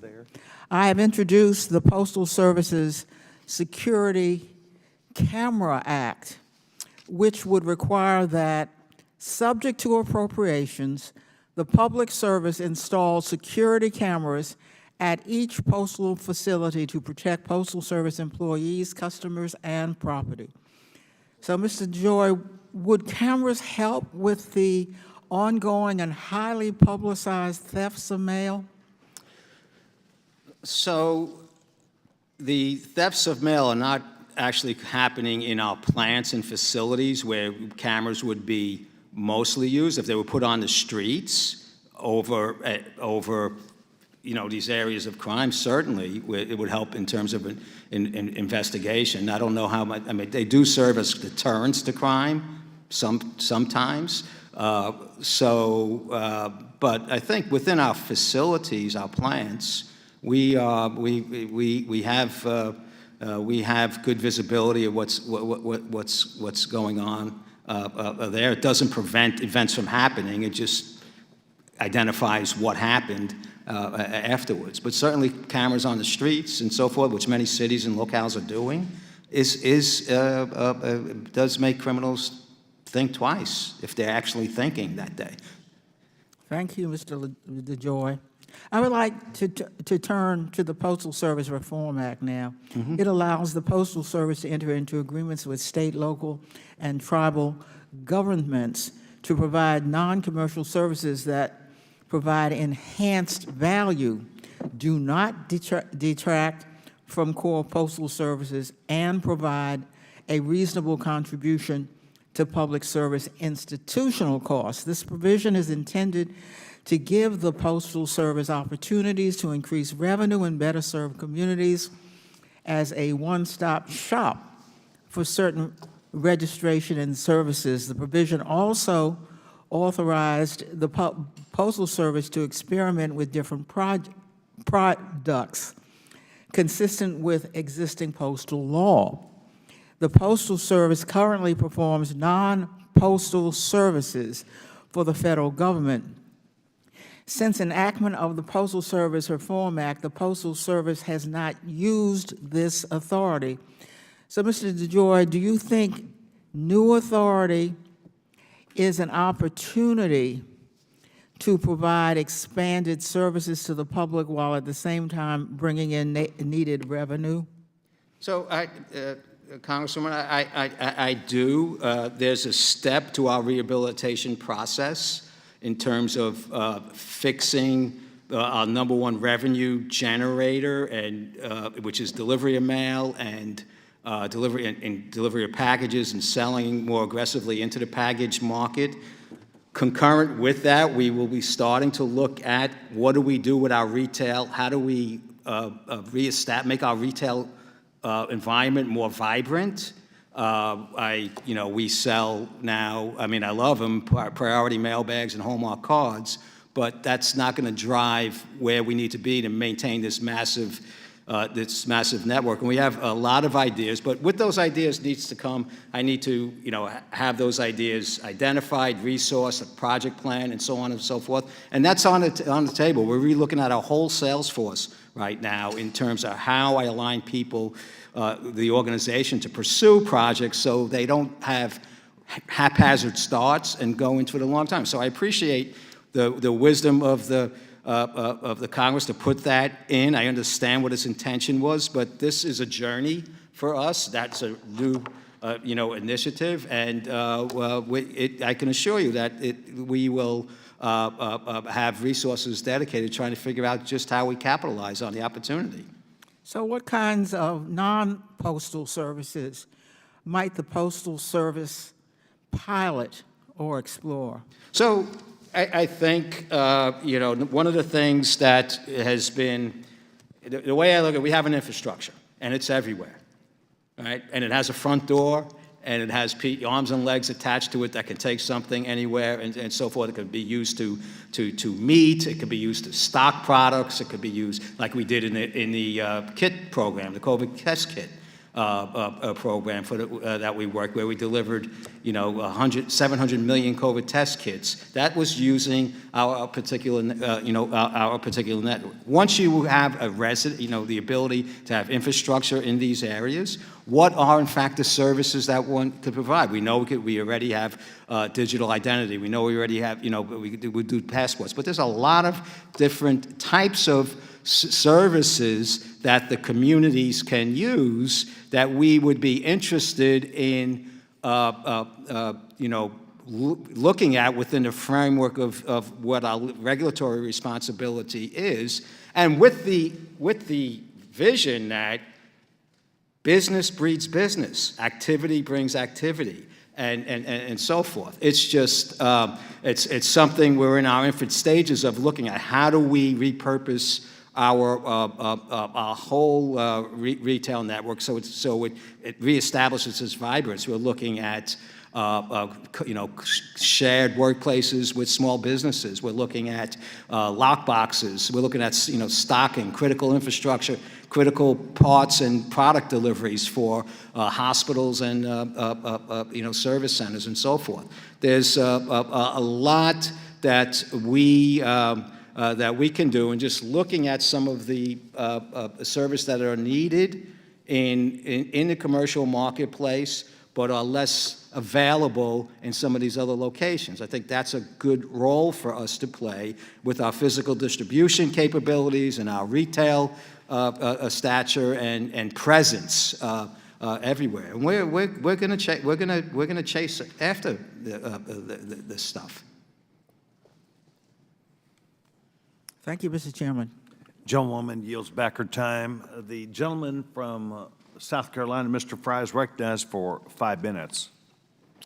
Thank you, Mr. Chairman, for having this hearing today. And much like the gentleman from South Carolina earlier, my focus today will be very localized. Mr. Postmaster General, I want to say thank you for the work that you're doing. I really appreciate you being here today. we have been in communication recently. There is a post office that was burned down in Longs, South Carolina in 2021 in June. And at that time, the post office, or the USPS, committed to completing a finished replacement of that post office by early this year. If you look at the site as it stands now, nothing is there. There are mail trucks that facilitate as much as they can, but there is nothing there. There's no building. There's not even a breaking of ground at that site. And we had reached out very early with some frustration, quite frankly, that we were not getting. Look, one of the roles that we have, and when I was in the state legislature, if I called an agency, somebody would get back to me within 24, 48 hours. Our role is to facilitate accurate information to the people that we represent. And quite frankly, for a little bit there, we were not getting anywhere with your staff about what was going on, what was causing these delays, why has ground not being broken, why make a commitment in 2021 to a completed post office in early this year, and we haven't even started. And so we're trying to facilitate that information. So I do appreciate last week your office responding to a letter that we had written and in informing us that a lease was recently executed for the construction of a new post office. Do you know of any instances other than Long, South Carolina, where offices have been destroyed or damaged and not rebuilt in a timely manner? Sir, I could not list specifics, but there are a lot of instances that existed around the organization that were conditions that resulted from events, from neglect, from time, and so forth. And there's a long, long list of things we need to fix. And so I'm not going to articulate them all here, but I can give you, I have $7 billion of deferred maintenance. $7 billion of deferred maintenance. You know, and we also didn't have money in 2020. So, but I'm glad we have it under lease, and I'll take a look at that when I get back to the office, and we'll see if we can move it along. All right? No, I appreciate that, and I think, you know, we'll go over some other stuff here with my remaining time, but to me, facilitating accurate information and being a help to constituents is my top priority, and I know that I share that with other people, particularly, as Ms. Ballant said, from Vermont, particularly within rural communities. Right now, there are some complaints about them not getting the service that they need. And so how we can fix that, how we can partner together is absolutely crucial, because we want to be that resource for our constituents. We want to make the post office look good, but that communication requires two people, right? And if it's just coming from our offices, and not with you, that's a big problem. Recently, the mayor of Marion, South Carolina, contacted my office, and this is completely different, changing lanes here. And here's an excerpt of the letter that he sent. With USPS permission, the city of Marion would go in and dig up all the old plants in front of the property at our expense. We have an excellent garden club in Marion. The ladies in the group have advised me that they would be happy to replant the area. Look, I think the underlying issue here is that they want to make their town look beautiful, right? And so they're not getting, I guess there's an existing policy that would prohibit clubs or organizations from beautifying the USPS property. Is that in existence, and why? Sir, we had 900 policy manuals that haven't been updated in 30 years, in the process of going through them right now.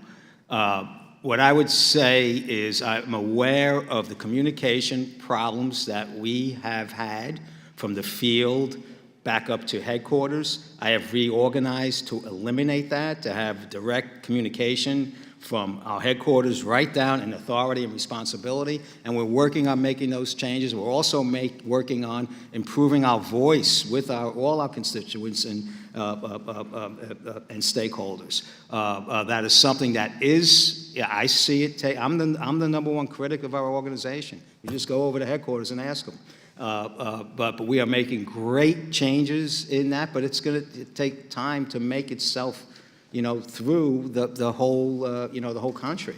And it's unfortunate the way, you know, as you move into areas that are less concentrated, it seems to be the last one impacted on these things. Thank you for your time, and Mr. Chairman, just briefly in conclusion, I would welcome the opportunity. There are several other local issues that I have that have been expressed to me.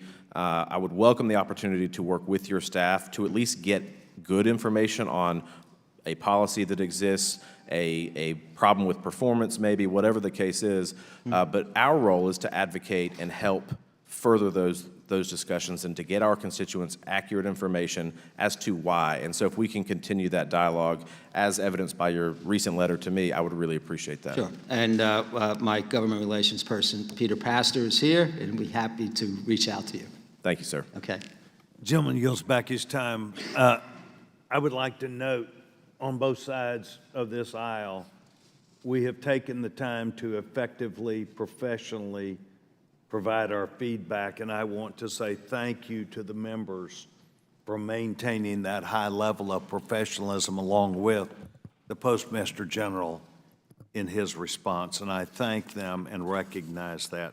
We've now, the gentleman yields back his time. Then now we would go to the gentleman from Texas, Mr. Cesar. Thank you. Thank you, Mr. Postmaster General, for being here.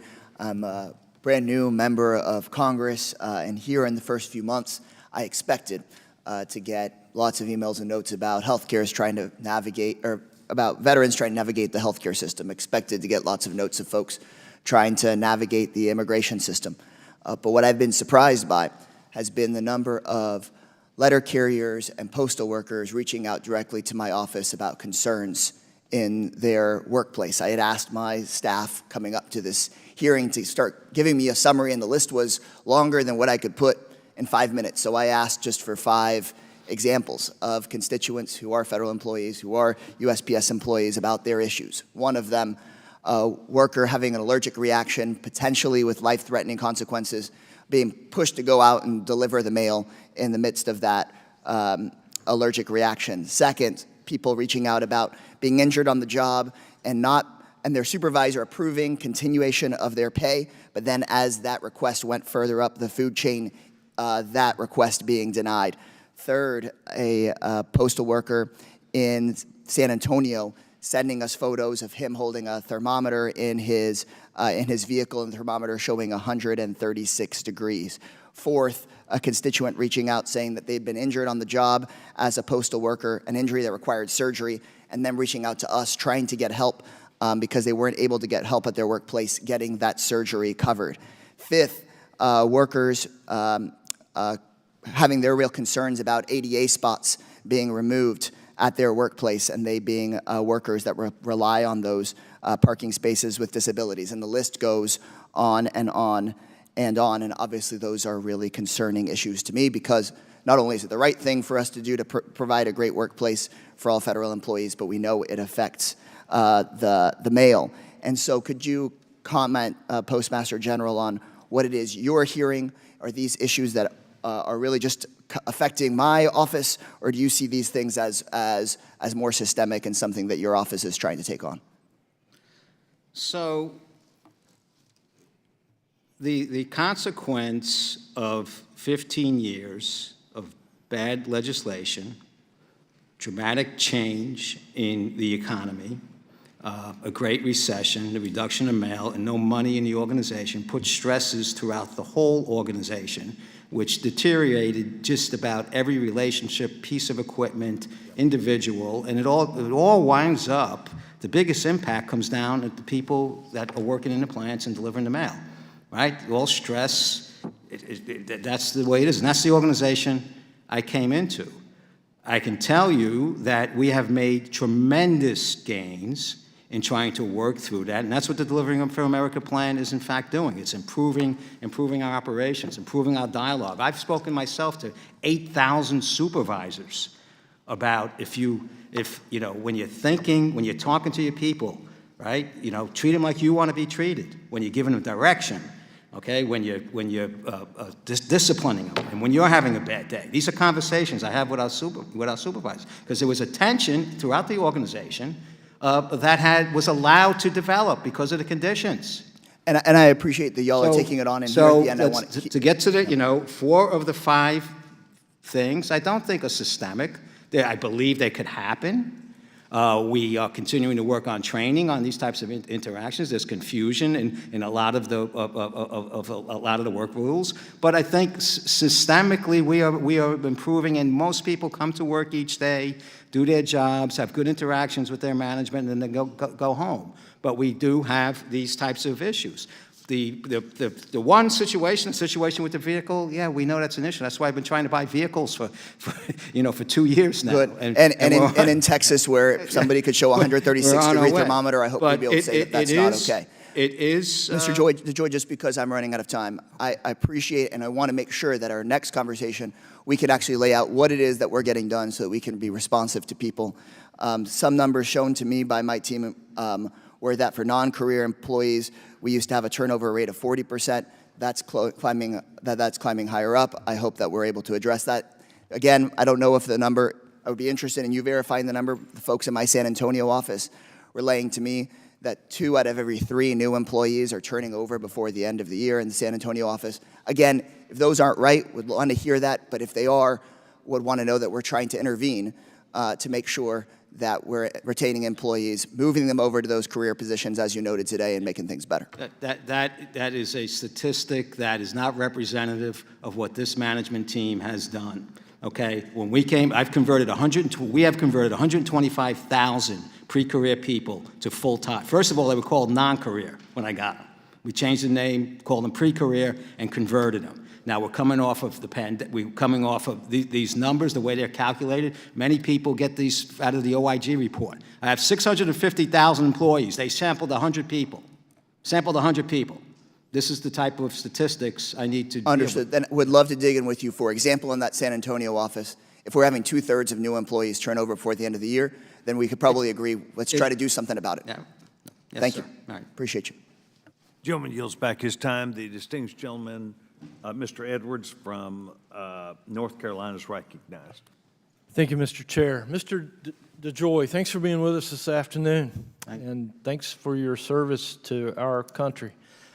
I can't think of many positions one might hold in our federal government that would be less enviable than yours.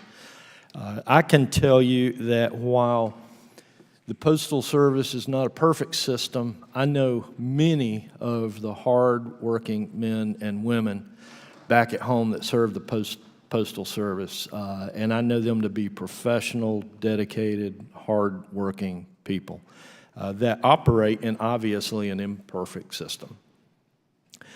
I'd like to turn our attention to elections for just a moment. With the heightened emphasis on absentee ballots or mail-in ballots, whatever a state wants to call those, particularly through the pandemic, and many of the aspects of our election system being called into question, the Postal Service has been called into question. And I know in serving in the North Carolina legislature that we have attempted on a number of occasions to pass legislation that says there has to be a time that there's a cutoff to receive absentee ballots. North Carolina just a couple of years ago extended that to 9 days, which in many folks' eyes creates question. And so our effort has been to eliminate the question about when the cutoff should be and pass legislation that says that an absentee ballot should be received by a Board of Elections by the close of business on an election day.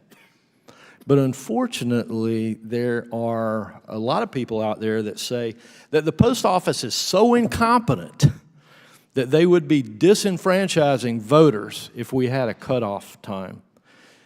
What could I take back to those folks to give them confidence in our system that the Postal Service is, in fact, capable of allowing state legislators to create a specific deadline?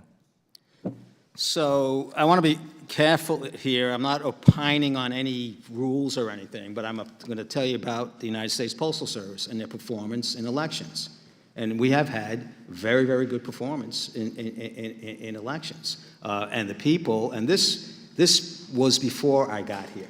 The organization was committed to delivering. The people see a ballot on the floor in a plant, they dive on it to get it delivered. What we have done, as we improve our processes, which we have, we're significantly, an overall mail system, the flow through of ballots is in fact better. We've set up a separate organization to monitor this all year long and interact with different agencies. And we've been the most consistent thing in the election process for the last 10 years. States and election boards change all the time, change the rules. So if we get a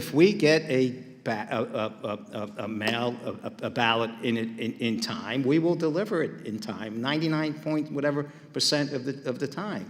And I would suggest, like we have said when we give counsel on this, mail it a week in advance. Let's not wait to the last minute. If you're going to send your mother a Mother's Day card and you wanted to get it on Mother's Day, you don't send it the day before. So from that standpoint, that's what we looked at. We have worked with the previous chair in the committee on, a standard mail piece for elections with barcodes. That would be something that's, but how do you want I can't pay for it. Postal Service can't pay for it. So how do you influence something like that? But I think from the standpoint, as you've seen historically, that we are pretty reliable in getting it done, and we'll get more reliable because our whole system is going to get more reliable as we roll out the rest of the processes in the DFA plan. Thank you for that. Can you tell us, are there any specific procedures that are changed during an election to handle absentee ballots? That are changed just for an election? Right. Yeah, it is. So we have a number of different agreements with different courts and so forth that we have decided. But it really comes down to that we put more emphasis on hunting for the ballot if we get our hands on it. It's called extraordinary measures, and we do keep post offices open later. We do run more trips. We do whatever we do more of everything. It's just a matter of moving mail and package. We coordinate with some offices where to bring stuff. We do some turnaround in a post office that we normally wouldn't do. I mean, one of the big misunderstandings all the time is the postmark. We don't postmark everything, and a lot of places think that we do, and that's so we try and postmark a little more and so forth. So there is a heightened awareness. Our board, we have a board committee that kicks in to look, chaired by Governor McReynolds. We have a part of our organization that I set up when I came in that is standing all year round, not just for elections, to coordinate specific issues so we have them in advance. And we do go the extra mile to make sure during the elections that every ballot we could possibly deliver on rescue, we do. Thank you, Mr. DeJoy, and thank you for your service. Mr. Chair, I yield. Gentleman yields back his time. The distinguished gentlewoman from New Mexico, Ms. Danbury, is recognized for 5 minutes.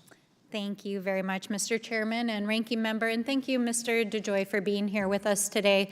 I want to start out by thanking all of our USPS staff. I see some of your staff sitting behind you, but of course all of our postal workers and letter carriers, not only in my district but across the country, who day in, day out deliver the mail across all of our communities and are really the backbone of our communities. I represent New Mexico's 1st Congressional District, which includes the Albuquerque metro area and over half dozen rural communities, and issues around rural postal service are really crucial for the communities that I represent. In particular, as we've been heading into this hearing, we've been hearing from a lot of our letter carriers about issues around new policies that the Postal Service is implementing around rural compensation. And so I want to focus my attention especially on these issues. The first question I want to ask you, Mr. DeJoy, is how much consultation the Postal Service did with rank and file rural letter carriers before deciding to implement this policy? The recent policy on rural carrier pay adjustment? Yes. About 10 years worth. Can you please characterize it? Because what we heard from folks who work in our district is that they didn't find out about it until it was actually being implemented. So this was a decision that was made in 2012 through arbitration between the union and the Postal Service. And we worked for 7, 8, I think by 2019, we had the structure of it decided, how it was going to be rolled out. We did a sampling that year of 4,000 routes and came up with some adjustments that needed to be made. And then in consultation with the union, our HR department, we began to roll the process out to, across the nation. So I don't know that every single detail as to how this got communicated, but it wasn't, I can't imagine it wasn't effectively communicated to everybody. Now, the result of it is, is unfortunate, the result of it, because a lot of it has resulted in the aggregation of mail decline over 10 years impacting the rural carrier, at one shot. Mr. DeJoy, I think among the many concerns, in addition to, in fact, what you just highlighted about not knowing how it was communicated down to the rank and file, is the impact that it's going to have on rural carrier pay. Are you aware that 66% of our carriers are actually going to lose pay in their paychecks because of this adjustment? Yes, I am. And what I said was, I'm aware of my HR department and the union representatives working to deliver the message across the ranks of the organization. I'm not aware of the specific detail of what they were said. And yes, certainly, Mr. DeJoy, I apologize for interrupting, but because there's short time, I think that something of this significance that's going to affect 66% of our rural carriers and rural coverage of our mail service, certainly the tone gets set at the top and how that gets communicated. It affects the livelihoods of our carriers, it affects our communities, it affects local economies. So my question is, in addition to improving communications with the staff of the Postal Service, what plans has USPS put into place to ensure that this doesn't affect recruitment and retention of carriers, as well as actual service delivery in our rural areas? So we have worked with our union leadership, and we are continuing with our recruiting aspects, which have been, significantly enhanced. I don't believe not to minimize anything, I don't believe the cut is 60% on it, and I believe that all the participants were told and known that this has been coming. It's an unfortunate consequence, but on the same token, we need to align the compensation for the work that is being done, and that's in fact what the...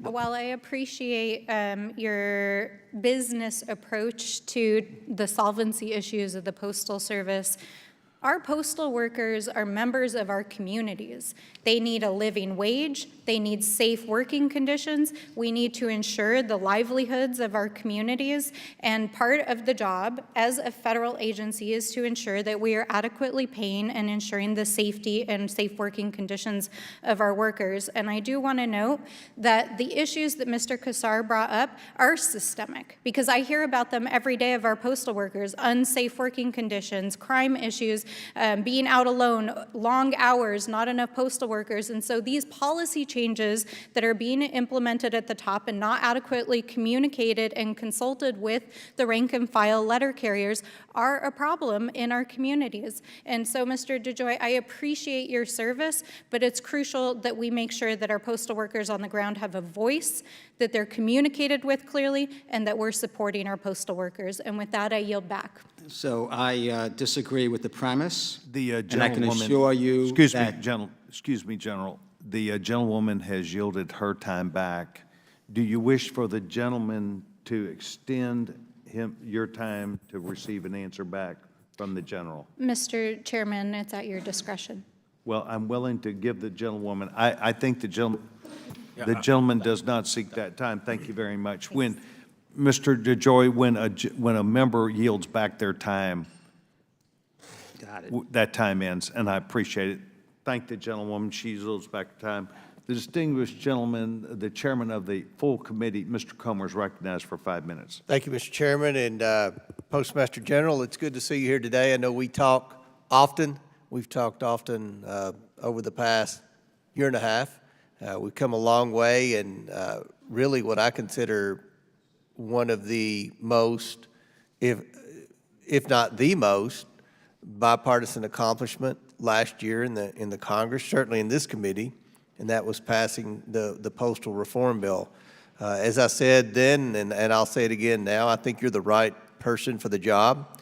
You've taken a lot of bullets, and it's a tough job. It's a big bureaucracy.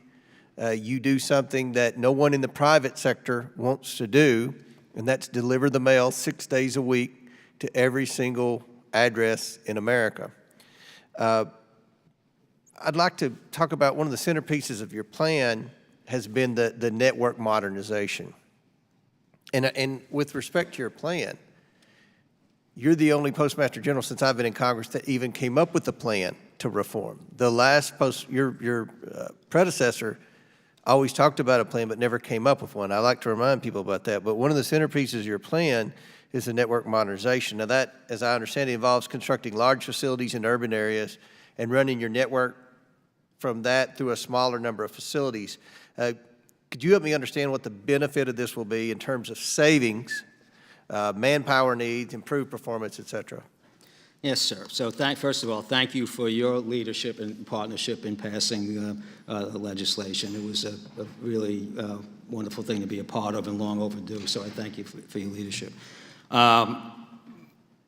Right now, when we look at national distribution, we move mail and packages to 420 different locations that have been haphazardly put together over the last 15 years.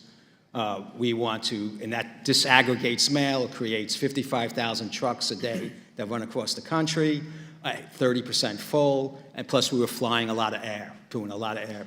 So we're collapsing this, we're aggregating this into 60 locations, converting those other locations. If there were contractors, insourcing a tremendous amount of work. But at the end of the day, we had $10.6 billion transportation budget. I plan to get $3 to $4 billion out of that. Okay. We have significant amounts of adjunct labor, non-productive labor in these accessorial places, and a significant amount of overtime. I plan to get $3 to $4 billion out of that. And then there are other types of operations. Our local transportation to feed our delivery units has not been addressed in 40 years. It's different. We're going to fix that, and there's a couple of billion there. With respect to the facilities that will not be used, what are you going to do with those? So I have not adequately articulated that this is not a consolidation. We have built up a number of leased annexes over the in contractor sites, and took little functions that could not fit in an existing plant and put them in there, right? Those are the places that we're closing out. All our postal facilities, I'm investing significantly in, bringing them back up to, to stay putting the right equipment in them, redoing employee amenities. We have 226 locations that local processing centers that will be fed from these 60 processing centers. And then we're going back to all these plants that were closed down over the last 10 years and reinvigorating them and putting out sorting and delivery centers in. And we're modernizing the way the distribution needs to be today for the cubic volume that we move, right? Today, 65% of the cubic volume we move are packages. It's not little letters. Yet we still run the place like we're moving letters, and then we rehandle all the packages. So that's what we're trying to redo. It's pretty, actually, I wish I could say it's ingenious. It's not. It's obvious, right? Right. And with that, this is my last question, and feel free to take all the time you need to answer it, because I think it's an important question. The Postal Reform Act that we passed provided you with an infusion of cash, and we changed some of the liability that was strapped on the post office. This was, in my opinion, the last-ditch effort to try to put the Postal Service in a position to where it can do what it's supposed to do, and that's be self-sustaining. Now, with mail volume continuing to decline, how do you see this moving forward in the future to where we can get to a position of self-sustainability within the Postal Service? Because I've been on record many times, I support the post office. My colleagues on the Republican side, we all have, concerns with certain aspects of the Postal Service. But as a Democrat member mentioned, it's very important in rural America. And no private company wants to deliver mail 6 days a week in rural America. So what's the future with respect to the fact that we're going to continue to see declining mail volume? How can we get the Postal Service to where it's in a position of sustainability to where Congress will not have to infuse any more cash in the future? How much time are you going to give me? However much time the chairman will allow. So just for, and I certainly appreciate your help. I just want to be clear. From my standpoint of coming in and changing the organization and what cash became available and what was being infused into the organization, the PSRA did not give us an infusion of cash, right? We hadn't paid that liability in over 10 years, right? It just kind of straightened out the old legislation, and in fact, it pushed what we were obligated to pay to 6 or 7 years from now, right? We'll eventually go to a pay-as-you-go system. So that's what I'm racing. If we get back to a pay-as-you-go system, we're going to have a big problem if we don't make these changes that we're making, that we're trying to make right now. As you know, and this was a contentious issue on the bill, an integrated mail and package network, right? There's two things. There's two inefficiencies within the Postal Service. The inefficiency of how we run the place, which was all over the place. We got to fix that, right, and get at it. And there's a lot of money there. There's a lot of better working conditions for everybody that works there. I mean, who would have put together a process that handles 25 million packages a day by hand? By hand, right? So these are the things that fix them. We'll root out those issues. There's a lot of money there, as I described, but the mission is still inefficient, right? That's the other inefficiency, the mission. We can deliver to 163 million addresses, whether you have one piece of mail or 10 packages and so forth.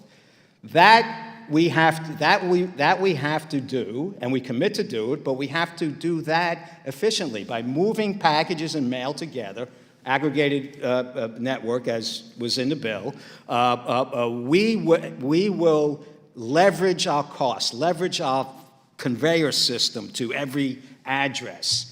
That will produce better margins in overall performance, and I believe we can become the preferred delivery provider in the nation and garner a good part of the package business, be the greenest thing, from an environmental standpoint. And I don't believe the American people want 50 trucks running up and down their neighborhood streets, even in rural America. That, if we grow our package business, which we are, I think that is I need to get $2 to $3 billion of package revenue, get these costs out that I identified. I need to do it quick. And I think we're close. We're close to solving these things. Now, there are other areas. We have a lot of unfunded mandates. We brought up the retirement thing and so forth. This is not a walk in the park, but it is close, and I will be able to tell you what exactly operationally is too costly to do, and we might have to come up with something else on that part. But we're full steam ahead on trying to get this done. And my hope is our regulator, the Congress, gets out of our way, because this is a crisis, and we need to move. And taking surveys from every opinion, for that, as our regulator wants to do, on what it is that we should do, and flooding our airwaves with proven methodologies that have not worked in the past is not helpful. Thank you, Mr. Chairman. Gentleman, distinguished chairman yields back his time. The gentleman from Massachusetts, my friend, Mr. Lynch, is recognized for 5 minutes. Thank you, Mr. Chairman, and the ranking member. Mr. Postmaster General, welcome. Sir. I don't think I've seen you since the swearing in, the Yes. signing ceremony at the White House on the postal reform bill, which you were very helpful with. You played a key role in getting that, and I had the opportunity to work on that for about 10 years. So certainly happy to see that in the rearview mirror. I wanted to talk to you about a piece of unfinished business. So I actually had offered an amendment to the Jobs and Infrastructure Act to provide money for the Postal Service to modernize its fleet. I think you get like 237,000 vehicles. I think besides DOD, you're number one. And many of those are what they call long life. I think that's the term they use for those vehicles. They're supposed to have like a 20-year shelf life, but I think some of them are already over 30. That's right. So we did provide in the Inflation Reduction Act, we provided $3 billion in funding. And I know that in December you committed to ensuring that about 75% of the next generation delivery vehicles, which is roughly 66,000 vehicles, would be electric vehicles.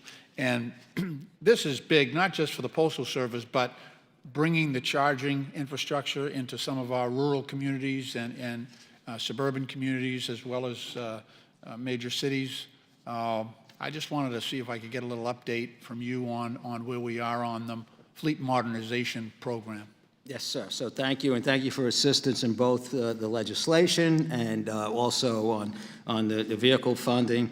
As you know, I think in December we made we had been, we came out with 10% because we didn't have a strategy to change our infrastructure, and our delivery units could not take on this. I'd be afraid to plug a coffee pot in some of these places, let alone take it.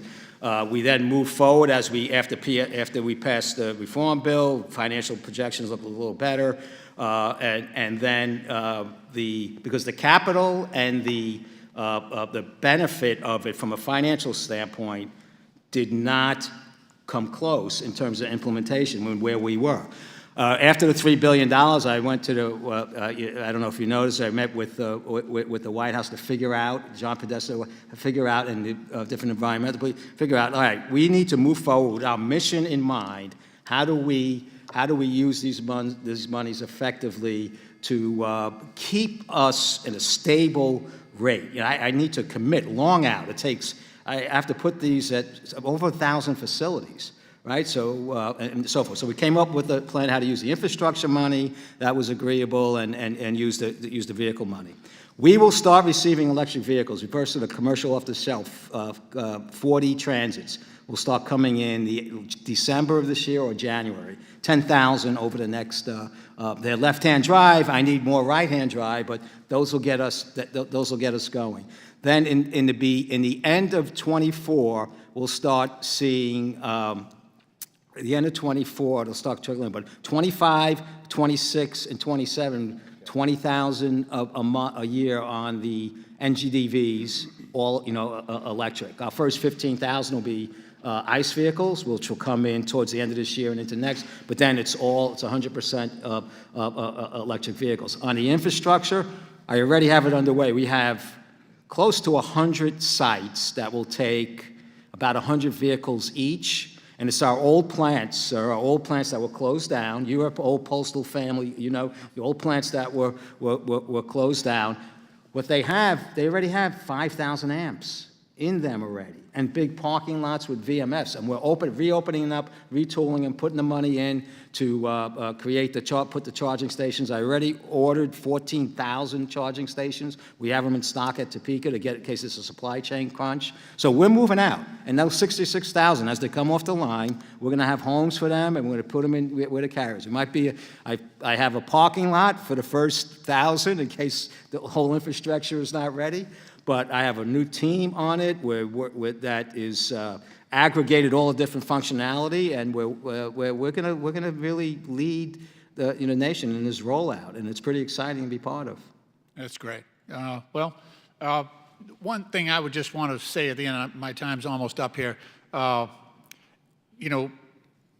pattern of use for the postal vehicles, you charge overnight, right? Mm-hmm. And then you roll out in the morning, and for the balance of the day, until those vehicles come back, you've got open charging stations. And I just want you to think about whether the public might be able to have access to those stations, those charging stations. If it didn't interfere with the postal operations, it might be a great benefit to the general community in which you're located.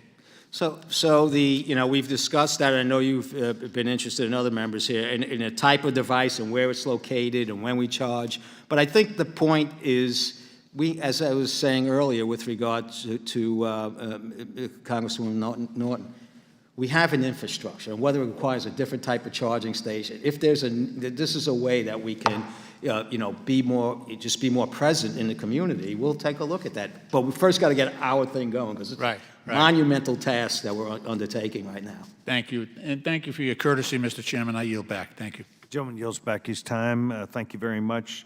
The distinguished gentleman, my friend from Louisiana, Mr. Higgins, is recognized for 5 minutes. Thank you, Mr. Chairman. Postmaster General DeJoy, we've met many times. It occurred to me, I was looking at when you were sworn in, and this must have been the longest 3 years of your life, dear brother. I was born in Brooklyn, so yeah, that was long, too. I think you have earned an epitaph, said, "This guy never quit." You've hung in there. But I have to say, some of the changes, I realize that you're dealing with quite a complex machine. But some of the changes, it really are beyond, from a perspective of common sense. They're beyond understanding. Like shifting mail to your major hubs, looking at it on a map and say, I guess this looks like a good idea from that perspective. But when you get down to the reality of taking a piece of mail and that's scheduled to be delivered, half a mile away from a post office, and sending that mail 100 miles away to a hub to have it distributed to come back. These are the kind of things that, when they're pointed out, they make no sense. But I have to say that I believe that, from my perspective, your biggest problem is regulations. You're being regulated to death. And let me point out regarding money, in 1980, a stamp was 18 cents. It's 63 cents now. So you've gone up 45 cents for a stamp. But in 1980, America's total debt was $1 trillion. It's $32 trillion now. So Congress is in no position to look at the post office and say, your rates have gone up too much. You're receiving a tremendous amount of American treasure through direct budgeting and appropriation, but it seems to me that your problems come from regulation. So I ask you candidly, if you had the regulatory requirements of 1980 and the rates and budget of 2023, how fast could you fix your problems? Well, sir, and one quick point on the logistics behind moving the mail has to deal with volume aggregation and so forth. So that's why why that process. Setting that aside, Mr. DeJoy, you say you have a list of 1,000 pages of rules you have to follow, right? You were talking about why a mail carrier and it can't deliver to a house right next to another house. I talked to an old guy retired. He said, Clay, it used to be maps and mailboxes determine routes and delivery. It was pretty much that simple. And obviously, if a new resident had established a mailbox at their home, they'd just be added to the route in that area. It was a decision made at the branch. It didn't require committee studies and tremendous, regulatory review. It was just a common sense decision. Someone moved into the neighborhood, they have a mailbox, they'd get added to that route. If you had that kind of command and control, I just think a guy like you could fix a lot of these problems and get the post office Buxton even. I have to ask you about electric vehicles, though. Okay. I wasn't going to bring it up, but my friend Mr. Lynch did. I think this may be the worst idea in the history of bad ideas. I think we're going to look back on this. I mean, utility vehicles must be robust and rugged. You have to have, obviously, a postal delivery vehicle goes through a lot. And as you observe, the American citizens that have electric cars are really casual use vehicles. For instance, no professional hauler or tower, if you tow boats, for instance, you're not going to have an electric truck. You can't go 70, 80 miles with it. So how do you intend to make that work in your most rugged environments across the postal system? That's a good point. Thank you for that question. It was one of the reasons why we came out with only a 10% acquisition in the beginning, and it was right? But I think we have come to a point where we have carved out the right, we know every single route and what its applicability is, right? The durability of the vehicle is the same, and we know every route where and what type of conditions. And at the end of the day, from the way a vehicle works today, electric vehicle, and what our route system is all over up to Alaska and everything, it's only about 70% of them we'd only get to about 70% of the routes. And then there's different levels of return on electric vehicles. At 66,000 that we're moving in right now, we got the sweet spot of sweet spots in terms of where they're going to go, in terms of where they're going to be resident in these facilities. And I think it's going to work. I mean, I didn't come in waving electric, but that makes sense. I think we're in a good place. That makes sense. Mr. DeJoy, my time has expired. Thank you for your service, Mr. Chairman. I yield. Gentleman yields back his time. Thank you very much. The gentlewoman from Dallas, Texas, Ms. Crocker, is recognized for 5 minutes. Thank you so much, Mr. Chairman. Today's hearing is one of those moments where both sides of the aisle want to come together and figure out what we can do to fix the problems that exist within the Postal Service. And so I want to be clear that I support the Postal Service. I've talked a lot about my mom because she currently works for the IRS. But when I was a little girl, she worked at the post office. And so she got her introduction into federal service at the post office. She worked as a part-timer. She was a mail handler. She worked her way up and ended up in HR. So she kind of understands so many different levels of the post office. But as a member of Congress, I get the calls about the concerns. And so I want to just kind of put some things into perspective really quickly. I remember when I was growing up as a little girl, I was taught how to write letters, something that I don't know is going on now in schools, but the difference was when I was growing up, we didn't have the internet, not when I was a little girl. And so it's my perception that once the internet came along, because I know I stopped sending as many letters, people started using things like email instead. And what I feel as if is going on with the post office is a lack of agility to adapt to a changing environment. And so I'm curious to know, and it's really to follow up a little bit more on what Chairman Comer was asking about, is as we are thinking about the future of the post office, what are the out-of-the-box thoughts that we have as we're looking at the fact that we didn't have the internet before, which meant that every time you wanted to put something in writing to someone, you literally were either trying to do a telegram, a fax, or you were actually just sending a letter. And I think the preference was to send letters, right? But as you've acknowledged, that's not where the bread and butter is for the post office.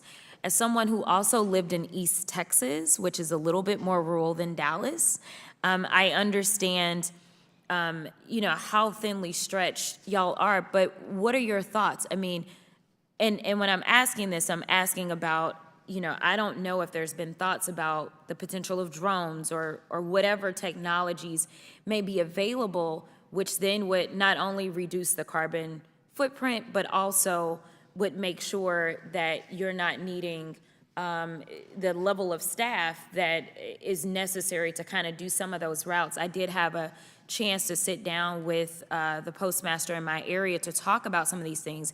He's talked about the difficulties that he's had with hiring. He's talked about some of the things that have been brought up as it relates to the crime that's happened with a lot of postal workers. And so I'm curious about that. And also, and finally, I'll kind of end on this note and allow you to kind of elaborate on your thoughts. But in my district, UPS, I believe it is, they're going to get me if I'm wrong, but they're now doing autonomous vehicle testings in a route. And so I know that those that I would consider to be competitors of the post office seemingly are already, 50 years ahead of us in kind of like what they're doing.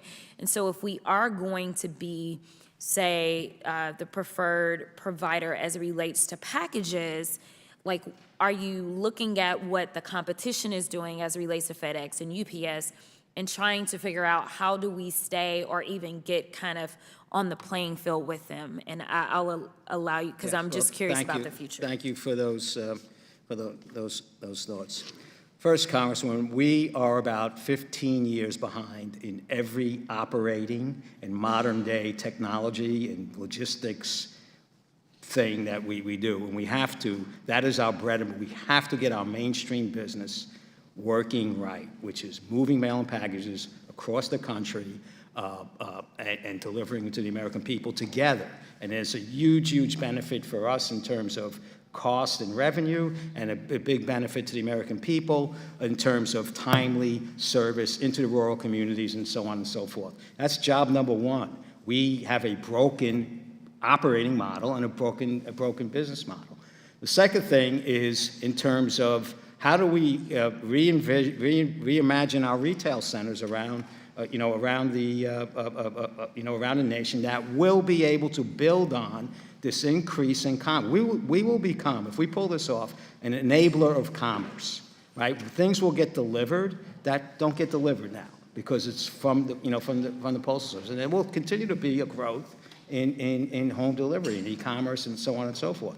And we're there, we're pursuing a number of different issues with that, and we're reorganizing our whole customer outreach, sales, and marketing groups to actually start working on solutions for commercial business, for mailers, for communities, and so on and so forth. So we need to start thinking like that as we're mending this broken thing. And we're going to have some good ideas from that. Now, there are a lot of changes I would love to make, and if I owned the place, I would make tomorrow, okay? But I don't own the place, and I'm out of time, but if you can just give me one, because that's why we're having these hearings, because if I have an opportunity to produce legislation, that's what I want to do. Yeah, so I would move faster is the first thing on everything that we're doing. I mean, the plan is baked, it's cooked, but we have a very, very large stakeholder group that has a lot of interest in many things. and have witnessed over 15 years what not moving, the consequence of not moving forward. So Thank you so much. Gentleman yields back her time. The distinguished gentleman from Arizona, the gentleman, my friend, Mr. Biggs, is recognized for 5 minutes. Thank you, Mr. Chairman, and thank you for being here today, Mr. Postmaster DeJoy. I appreciate the updates you've given us. In 2018, the Synthetics Trafficking and Overdose Prevention Act, or STOP Act, was signed into law. That law was intended to prevent the shipment of fentanyl and synthetic drugs into the U.S. through the mail by requiring advanced electronic data to be included on all inbound international packages shipped through the U.S. Postal Service. Private carriers have been required to carry this electronic tracking information as well since 2022. However, last year, some of our Senate colleagues wrote to your office and to CBP to express concerns about the issuance of an excessive number of waivers issued to countries beyond the scope intended by the law. And a GAO report from May of last year indicates that from FY 2016 to 2021, mail and automobile were the top 2 conveyance types used for drugs that were seized. In fact, the data in the report suggests that CBP components made more than 225,000 drug seizures concealed in mail parcels over this time period. And I'd like to submit that report for the record, Mr. Chairman. Without objection, be entered in the record. And so I'm wondering if you can provide this committee with an update on the implementation of the STOP Act.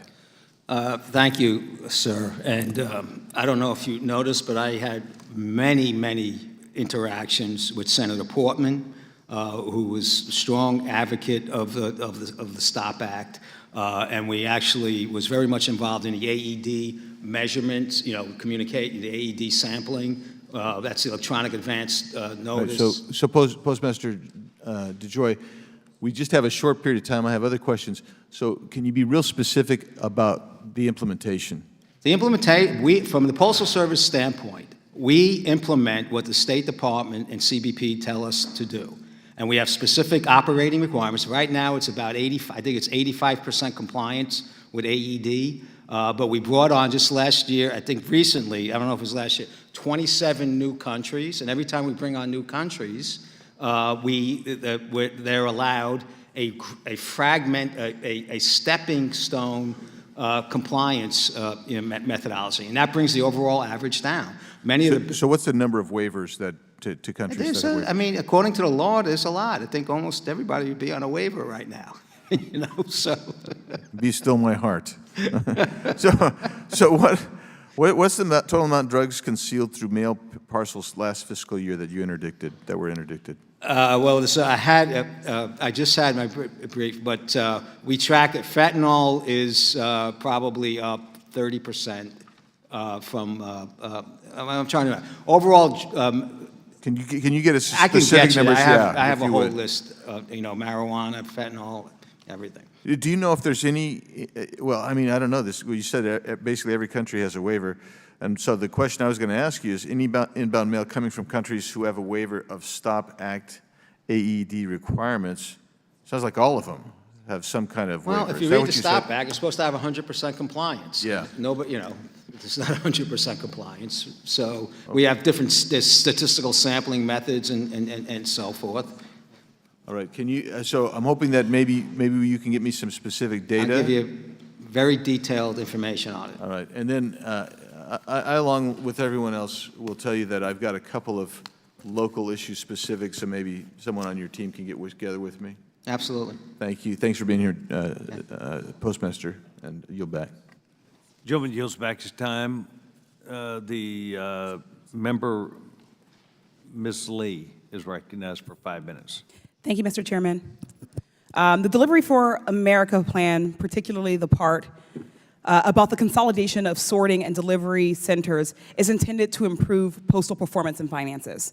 These changes will most certainly have major effects on all our local communities, and postal workers have raised concerns about those impacts. But are those concerns being heard by leadership? Section 301 of the Postal Accountability and Enhancement Act requires the Postal Service to engage and share data with these communities and stakeholders prior to implementing a realignment or consolidation plan. Mr. DeJoy, how did the Postal Service comply with this community engagement requirement prior to the release of the DFA, particularly about the restructuring of the facilities? We made the determination that we complied with every aspect of the law and regulations with regard to the plan as we roll it out. The plan was ideas, and as we move forward, we communicate. We've had, I can't tell you the amount of communications that we've had with the Congress, with other stakeholders. So far, we feel very comfortable in terms of what we did. In fact, the Postal Regulatory Commission recently opened a formal public inquiry into the Delivery for America plan to get more transparency and learn more about the impact on the postal community. Yet the Postal Service recently filed an objection to this inquiry and requested it be withdrawn. Mr. DeJoy, why is the Postal Service objecting to this inquiry meant to make sure you actually engage with your stakeholders and customers? We engage with our stakeholders. We feel it's our position that the Postal Regulatory Commission has overstepped their authority, and we're an independent organization, and we are charged with the mission of saving the organization, not the Postal Regulatory Commission. Postal Regulatory Commission sat over and watched the destruction of the organization over the last 15 years and actively participated in the destruction of the organization over the last 15 years. What we're trying to do is save the organization. What goes on and why they do the things they do, I am yet to figure out. And I'm a pretty smart guy. Well, thank you for that. If your objection is dismissed, will you commit to participating in stakeholder forums and pledge not to take any further steps to block or delay such a forum? I didn't feel the full question, but we have communicated extensively and will communicate extensively to all stakeholders with regard to the reasonable amount of description one can give in taking on and doing a massive change that is done. At the end of the day, we're not affecting service. We're not going to affect service. Service will continue. Service is better now. And it's because of the things that we've done within the plan. We will reach all 165 million addresses we're supposed to do. We'll meet the service requirements and so forth. We just have to fix the chaos that exists within the net that is established over the last 15 years. Mm-hmm. You've touted that the DFA has already reduced projected losses for the decade by more than half, yet the Postal Service has already lost $2.1 billion in 2023. That's 75% more than expected by this point. How do you explain this complete contradiction in numbers? So a couple of ways. Number one, in our plan, there's $3 billion in this year's budget, full year, the $3 billion of CSRS reform that was planned, that we have not, it's an administrative order that we're expecting that we are advocating to get. That has not happened. We had almost $2 billion in inflation, which was not expected. In excess of our projected inflation. The way we bill in the future, we incur the cost currently, and then there were additional costs that I kept in place. So as we transitioned, we didn't impact service, and that's going to be about another $1.5 billion. So we're not giving up on the long term. It was a big task. The place a little more broke than we figured out in the first 5 months of being here. But we're very, very committed to getting this back on track and moving forward. And that's why interference from the Postal Regulatory Commission is not helpful. It is going to put this whole plan in jeopardy. Yeah, thank you for your comments. I wanted to talk about electrifying, the efforts to electrify the fleets, but with time in mind, I'll close that and say this. The Postal Service delivers for the nation every day. To be effective at this essential mission, it needs to get feedback from its customers and stakeholders at every possible juncture. Cutting corners to save time or money often has long-term harmful effects, like erosion of trust and loss of customers. It's baffling to me that such a cornerstone of our society has become so politicized and controversial. The Postal Service needs to improve transparency and do better for the American people. Thank you. I yield back. The gentlewoman yields back her time. The gentlewoman from Colorado, Ms. Beaufort, is recognized for 5 minutes. Thank you, Mr. Chairman.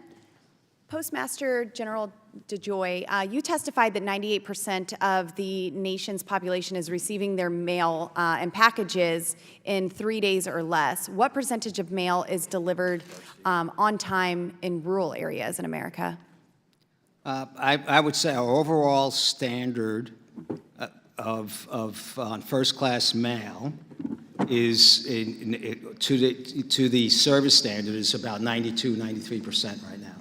Marketing mail is 95%. Okay, those are pretty high numbers. So I asked that because I've heard from my constituents over the past few years in rural America who are receiving terrible service from the Postal Service. I know a lot of issues have been brought up today, and we're working to get solutions with you. So thank you so much for being here and providing answers so we can try to work through this. But the struggles that we're seeing are veterans and seniors not receiving important prescriptions in a timely manner. Postal positions have been unfilled for long periods of time. Local post offices have been closed or had extremely limited hours. Packages have been seen piling up in lobbies. Some people did not receive a single piece of mail for 3 weeks in my district. Wait times exceed an hour in some places. And to make matters worse, extremely poor customer service is something that I'm hearing a lot of.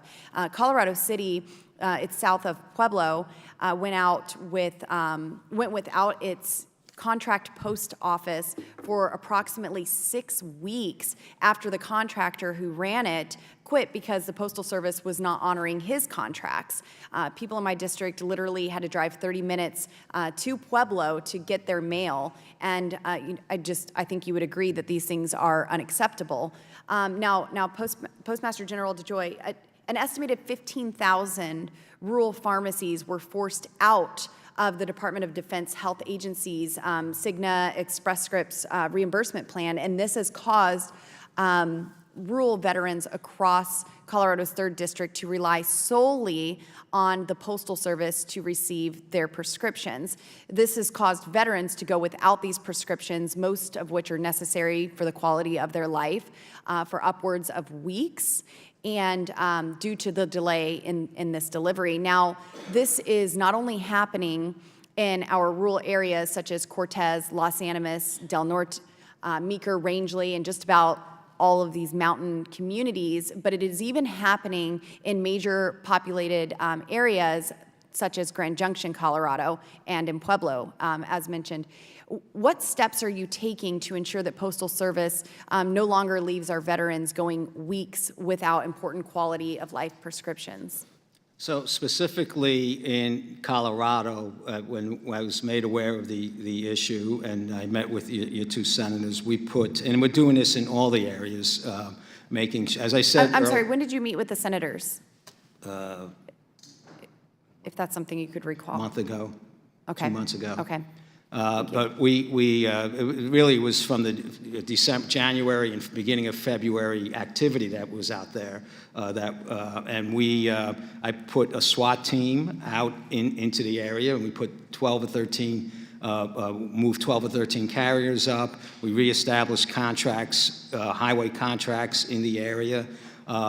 We put additional management in I think 8 or 9 different locations around the mountain area, and we got the service flowing back on time. And as I said earlier, there's a lot of damage that was done, and then coming through the pandemic, these remote retail areas are the ones that are the longest for us to get back and the toughest for us to get back into stable operating condition. And we're working on it. I think most of those areas in Colorado are significantly better than they were before. I watch the days to deliver missed mail to delivery points and so forth. So I think, have you had any recent? Yes, so we have had ongoing issues that have been brought to our attention, and specifically there was a period in time in October of 2021 when I reached out to you personally, and I was denied a meeting that we couldn't get this. You reached out to me? Yes, I did. And this was just about the unacceptable service that we were seeing in Levita at a post office in my district, and a government relations representative from Washington, D.C. responded and said a lie, stating that staffing issues were not impacting operating hours, and they absolutely were. So I am glad that you reached out to the senators and spoke for them. I'm grateful to hear what you are expressing to this committee about the commitments that you are making to address these issues. And I hope to work with you personally in the future and with your staff as well, because this is something that's very important to all Americans. So thank you so much for your time, and I yield back. Thank you. Gentlewoman yields back your time. The gentlewoman from California, Ms. Barrington, is recognized for 5 minutes. Thank you, Mr. Chairman. Mr. Postmaster General, you're a popular guy. I asked for a call from you as well and was denied that request. But let me say thank you for being here and for answering questions. And I want to thank you for, in your testimony, mentioning the men and women of the Postal Service. And you say we owe them our best efforts and a solid plan to address the problems of the past and to chart a course. Your testimony also attaches a second-year report, Delivering for America, and on page 11 of that, it says, and I'm quoting, "The well-being of our 635,000 employees is at the heart of Delivering for America. We are investing in both our employees and the facilities they work in." I can't agree more. I'm a huge fan of the post office and the men and the women who provide service and who go in and day out to deliver mail. Mr. DeJoy, do you ever visit post offices? Yes or no? Frequently. Frequently. Have you ever visited any of the USPS International Service Centers? I have. Have you by any chance ever visited one in Carson, California? No, but I'm aware of it. Actually, I did visit Carson before it was an international center. And Okay. Do you believe that employees should have to work in a facility that is below 30 degrees? Nope. And do you believe that employees should have to work in a facility that is close to 100 degrees? Nope. I have to agree with you. I don't think these are suitable working conditions. And OSHA, even though they don't have a specific number, they have a temperature range, and it is far well away from those. Let me tell you about working conditions in that facility. It happens to be in my congressional district. I wrote you a letter about this, which I asked for a phone call about.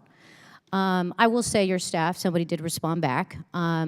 Now, these are working conditions that employees of the U.S. Postal Service International Service Center in Carson, California have been faced with. From December of 2022 through March of 2023, the employees were working in this facility that registered temperatures as low as 28 degrees when it was cold, and the building there was intended to be a warehouse, not really a processing center. It does not have any kind of HVAC system, or the electrical capacity there is not sufficient to run enough heaters to regulate the temperatures in the building. I myself went to visit it and joined the workers, the men and the women who were out protesting against these unacceptable, unsuitable conditions. And so now that you've been made aware of this, what are you committed to try to do to fix this? So, Congresswoman, we have plenty of facilities like that around the country that have conditions that need to be addressed, and we're out addressing them. Are you saying you have a lot of facilities where workers are working in unsafe There are different types of conditions? There are different types of conditions that don't make workplace activities, produce the result we both want in terms of productivity and the employee experience. And that's a big part of what the Delivering for America plan is about. And we, in that particular facility, it was part of a process where we leased it for a short term. We're getting out of the building. We're going to close that building down and consolidate it into our Los Angeles facility. But we have what we have. And when conditions happen and we have people working there and mail flowing, we're not always able to respond to these types of conditions the way we would like to. Well, that is the Joy, aggregation, that's the accumulation of 15 years worth of neglect. that I can't fix in 2 years. Mr. DeJoy, first of all, it's not really 15 years of neglect. It And I'll is. tell you why. Because this was a 5-year lease, so it hasn't been 15 years. And when they entered the lease, they should have said, hey, there needs to be safe working conditions here. And you basically have just said, hey, there's unsafe working conditions, and that is what it is. That should not be the response of our country to the men and the women who need to deliver and who do deliver for America. The response really should be, and I was hoping your response is going to be, I'm going to see how quickly we can get the workers out of these unsafe conditions, because nobody should be working in degrees that's very 30 unfair. degrees. That's in fact what I've been doing. That's a very unfair accusation. No, you just said it. It is what it is. I was explaining the status of the condition of the organization when I arrived here and what we've been trying to do over the last 2 years. And we recognize we have facility issues, and we recognize that is a facility issue, and we're going to be moving it. But it is a big place with a lot of people and no money, right? And we're trying to fix it. Well, I hope that you will look at it more closely to get a quicker resolution. Thank you. With that, I yield back. Gentlewoman yields back her time. Without objection, Congressman LaTurner of Kansas is going to be waived onto the subcommittee for the purpose of questioning witnesses at today's hearing. The distinguished gentleman from Kansas is recognized for 5 minutes. Thank you, Mr. Chairman. I appreciate your indulgence. Postmaster DeJoy, thank you for being here today. Bringing the Postal Service back into the black is a tremendous undertaking, and trust me when I tell you that every member of this committee wishes you all the success in your endeavors to do that. However, I do have some concerns with the operations side of the USPS and would appreciate your clarification and insight on a few things. When we passed the Postal Service Reform Act just over a year ago, we included a requirement for the Postal Regulatory Commission, in consultation with the Inspector General, to conduct a study of the causes of inefficiencies in the processing of flats. The PRC report was recently issued, and now the ball shifts to you to develop and implement a plan to remedy the inefficiencies. What are you currently considering to address these problems? So my engineering staff is studying the recommendations. We most likely will not agree with what it is that their study identified. There seem to be some blatant misses in terms of what their assumptions are, but we'll go through that. We're going to get a response. And overall, we're trying to... Can you specifically say what you agree with or disagree with? I can't, but some basic math was relationships were not accurate, just like their pricing over the last 15 years. Do you believe a moderation mechanism should be in place to ensure rate increases don't result in volume reductions, at least while you work on the flats processing issue? I think that's not practical at all. You don't think that's practical? Yeah, no, I don't think it will fix anything. So no, the answer is no. I think we need to continue to if the pricing methodology that's in place today, okay, was in place for the last 15 years, we'd be $50 to $70 billion ahead. So far, I've raised prices $5 billion, $6 billion, of which 80% of that money has been the inflationary environment that we have today. So the discussion about price, which is what got us into the situation that we are today, is just like a non-starter with me. I've been very, very purposeful in speaking to the mailers about what I feel the issue is, and very purposeful in speaking with the board, and the board recognizes this.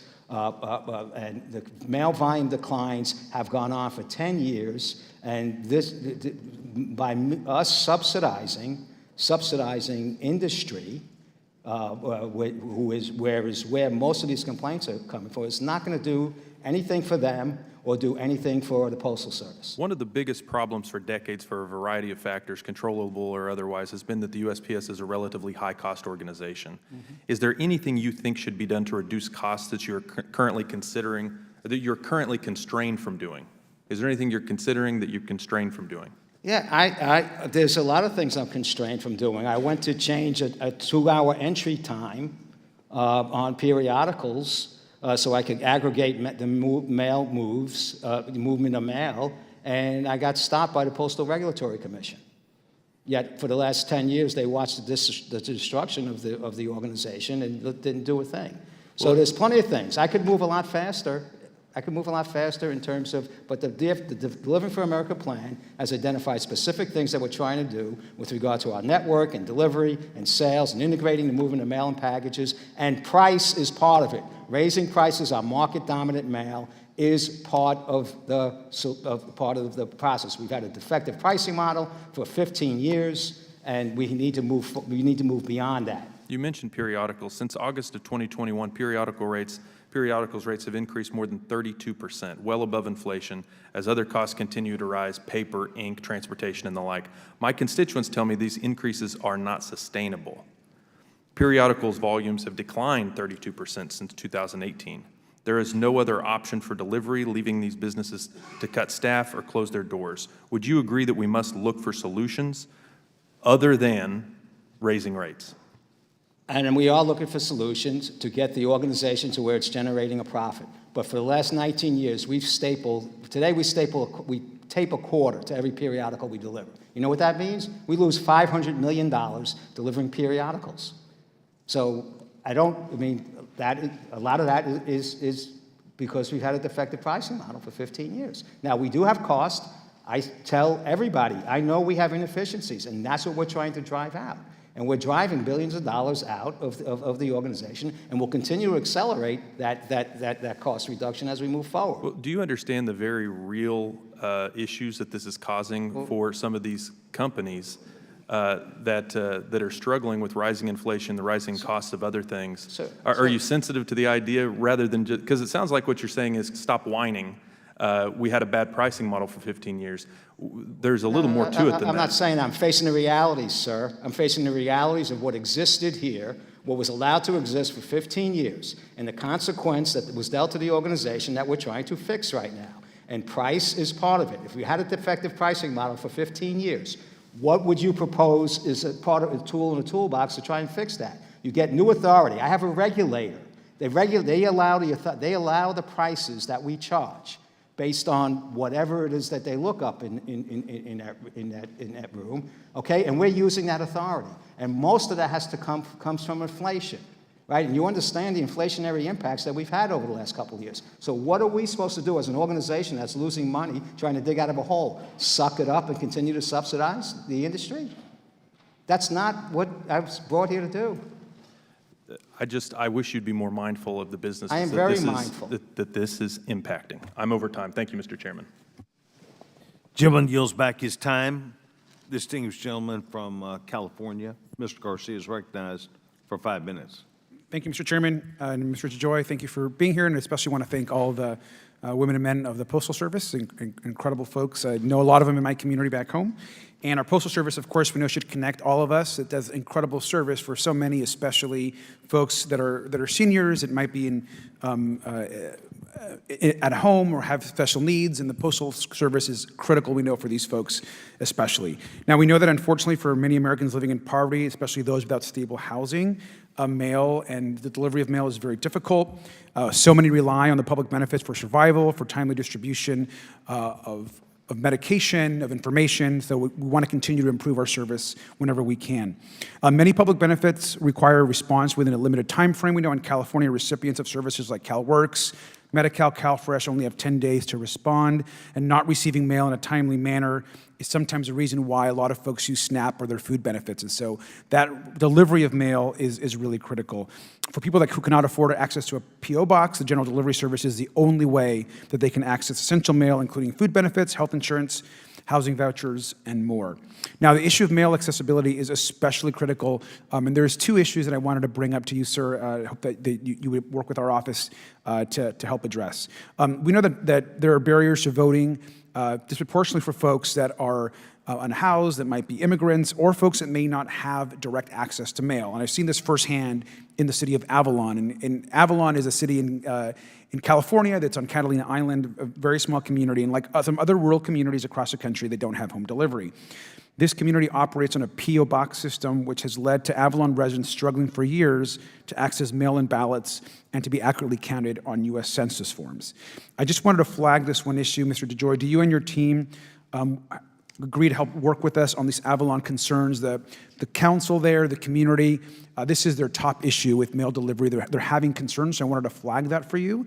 It's a small island community off the coast of California. It's a beautiful community, and they have been asking me to really push on this issue. So if I can have your commitment on that, that would be great. Yeah, well, my government relations people will reach out to you. Thank you, sir.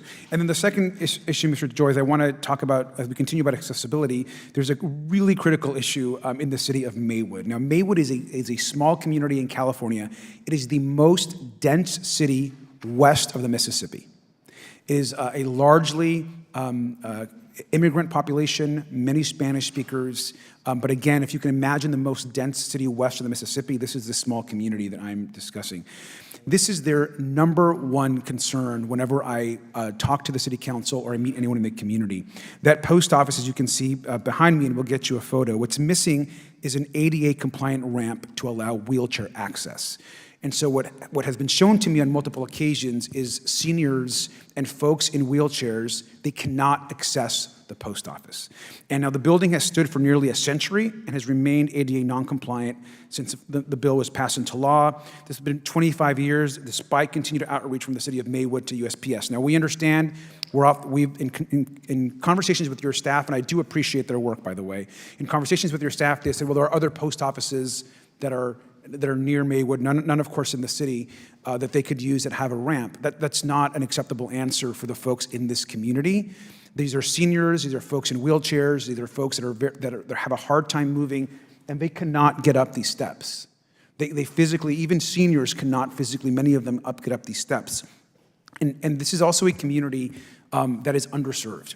And so I just wanted you to know that within the city of Maywood, this is their number one request of me as their federal representative is, can you please get us an ADA ramp for the post office?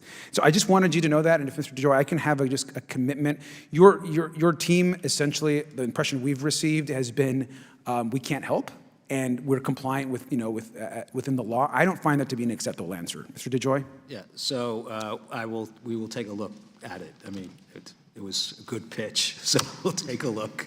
I figured since you'd be here, I'd give you this pitch for these folks. And I'll tell you that they will be very excited if you're able to help them. Lastly, just real briefly, I know that we have a long-standing commitment with our veterans. The post office traditionally had a great relationship with veterans. I know that we've seen a reduction of veterans within Postal Service work. Do you want to maybe know why that is and what is our long-standing commitment to veterans in this country as it relates to USPS? So, I mean, historically, veterans have been a significant part of our workforce. And it still is a significant part of our workforce. I believe we have over 70,000 veterans in the workforce.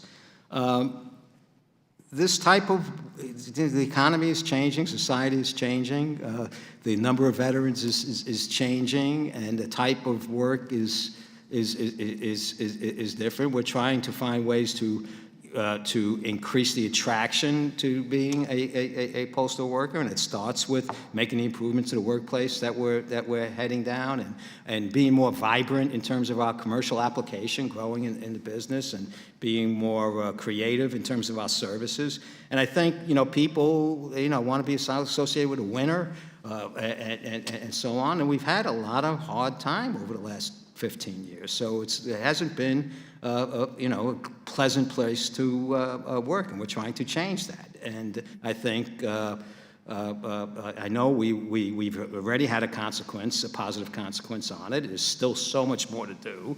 We'll continue to do it, and hopefully we'll re-attract all sorts of different people. Thank you, sir. I know I'm out of time, so I yield back, and I appreciate your answers and your commitment to help. Thanks. Gentleman yields back his time. The gentlewoman from South Carolina, Ms. Mace, is recognized for 5 minutes. Thank you, Mr. Chairman. And Mr. DeJoy, thank you for being here with us this afternoon, answering our questions very directly, even some of them that have been very tough. I represent South Carolina's 1st Congressional District. We're the 10th fastest growing district in the nation. We've seen explosive growth over the last couple of years. In fact, when tourists come to Charleston or Hilton Head Island, South Carolina, they never want to leave. And so they buy houses and they stay there, which is great for our economy, but also presents certain challenges with regards to postal service and deliveries. So I have a few questions that I would like to ask on behalf of my constituents. We receive complaints about mail delivery almost on the daily from constituents, and we sort of feel helpless at this point on being able to get them their packages and everything. So my questions are really just specific to our demands in our district. Despite this significant population growth in the 1st Congressional District, there's been a lack of new post offices or additional postal routes being established to accommodate our growth. And so I would like to ask you today, should the Postal Service adapt to changing demographic circumstances, yes or no? Yes. Okay, thank you. A postal worker from the Low Country, that's our nickname for the area that I represent, called our office recently to say they're not able to keep new hires on board because their routes are impossible to complete in the allotted time. And even if they do complete them, it's often long after dark, which has become a safety issue and a safety concern and can result in increased postal crime and violence, which you know is on the rise. So I would like to ask you if you think it's appropriate for postal workers to have to work or take on those kinds of risks, yes or no? No. Thank you. My constituents' medications, we've heard stories from constituents of their medications crystallizing in the mail, becoming useless due to being left in warehouses, trucks, or in the wrong mailbox. Is it standard Postal Service policy for the elderly not to get their medicine on time, and when they finally do get it, for it to have gone bad? No. Yes or no? Thank you. Many of my constituents have called in complaining of incurring late fees on bills due to late mail, missing IRS refunds, missing sent payments. Is there any reimbursement or plan for action for our constituents who now have late fees on bills that were missed because mail was delivered late or was lost? Well, there's no action for reimbursement, but we are trying to improve mail service across the nation. And what about for those who have to repurchase medication due to it being delivered late? Is there not being able to be delivered on time? There's no action to reimburse. Okay. In the last year, we sent a letter to a district manager to start the process to fix zip code lines in Goose Creek, South Carolina, my hometown, to create a new zip code for Cane Bay in our district. My constituents have wanted this for years, and Mayor Habib of Goose Creek asks me about it every time I see him. And to date, nothing's happened on the U.S. Postal Service side of things. So I would like to know if you guys can get around to helping us so we can get mail delivered better, faster, more, particularly in this area on that front, or is it going to take an act of Congress? What do we got to do to fix it? I mean, zip codes are part of our operational process and strategy. We just can't add them whenever we want without looking at that. But we'll take a look. We always review requests. And what's the criteria for getting that done? What criteria do you all use in the Postal Service for determining new zip codes? I think we actually stopped issuing new zip codes a long time ago. So I don't think there is a process. So what do we do? I mean, this is a whole area. I mean, it's one of the most fastest growing parts of our district. I mean, it's just explosive. We can't keep them from stop building houses and mailboxes. So what do we do? So I will take a look at it. I mean, there's a lot of ways to solve for explosive areas than changing a zip code. There's route adjustments, there's facilities as you request. I mean, we are now looking at, part of our transition is to look at all our route. We're going through a whole process of reevaluating all our route structures, looking at where all our delivery units are based, rolling out new facilities, accelerating the mail moving through the system, and trying to make stabilize the workforce and make everything and everybody happy. We're on that path. Yeah. So I would look at your area. I would look at the Charleston area, and then we'll talk to you about it. Cane Bay. Just remember Cane Bay. It would be great. I want to thank you, Mr. DeJoy, for being with us today. It's our responsibility to hold the Postal Service accountable and ensure it fulfills its mission with the utmost efficiency, integrity, and care. Cane Bay. Thank you. Thank you. And I yield back, Mr. Chairman. Gentlewoman yields back her time. We're almost there. Okay. The distinguished gentleman, the ranking member, would be recognized for any closing statement the gentleman would choose to make. Yeah, I've got a couple quick statements, Mr. Chair. First, Representative Connolly, who we all referenced at the beginning of this meeting, is not here now. He is still dealing with the matter of the staff persons in his office that were attacked. But he did have 3 questions for you, Mr. DeJoy, and for the sake of time, I'm not going to read them, but I would ask unanimous consent that they be entered into the record. into the record, and staff will make sure your staff gets a copy so that he might be able to get a response. The other thing is that I referenced also earlier at the beginning of the meeting the letter that Mr. Connolly, myself, and the ranking member, Mr. Raskin, wrote that you obviously just got. And as you go through it, I want to call your attention to something that jumped out at me, and it goes back to something that Representative Raskin asked. This letter deals primarily with safety of employees and trying to keep letter carriers and deliverers and everybody else safe from the crazies that are part of our society, and we reference the increases in the amount of theft, both of mail and these keys that allow persons to have access to cluster boxes and blue boxes and other things. But what just caught my attention earlier is that the letter references a statement made by Frank Albergo, who is the national president of the Police Officers Association of the U.S. Postal Service. He did this before the subcommittee on September 7th of last year. And while there are certain assertions, his conclusion, though, I found striking. He said the Postal Service must effectively utilize all of its resources to curb the plague of mail theft and to stop attacks on postal workers. And what I do know, quote, is that Mr. DeJoy hasn't done anything to rectify the problem. Now, this caught my attention after I reread it because Mr.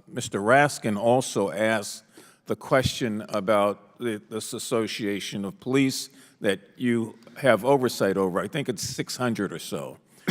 And then I heard you respond that you didn't have statutory authority given by this Congress to direct and regulate those individuals. So I'm a little concerned because it found its way into our letter to you.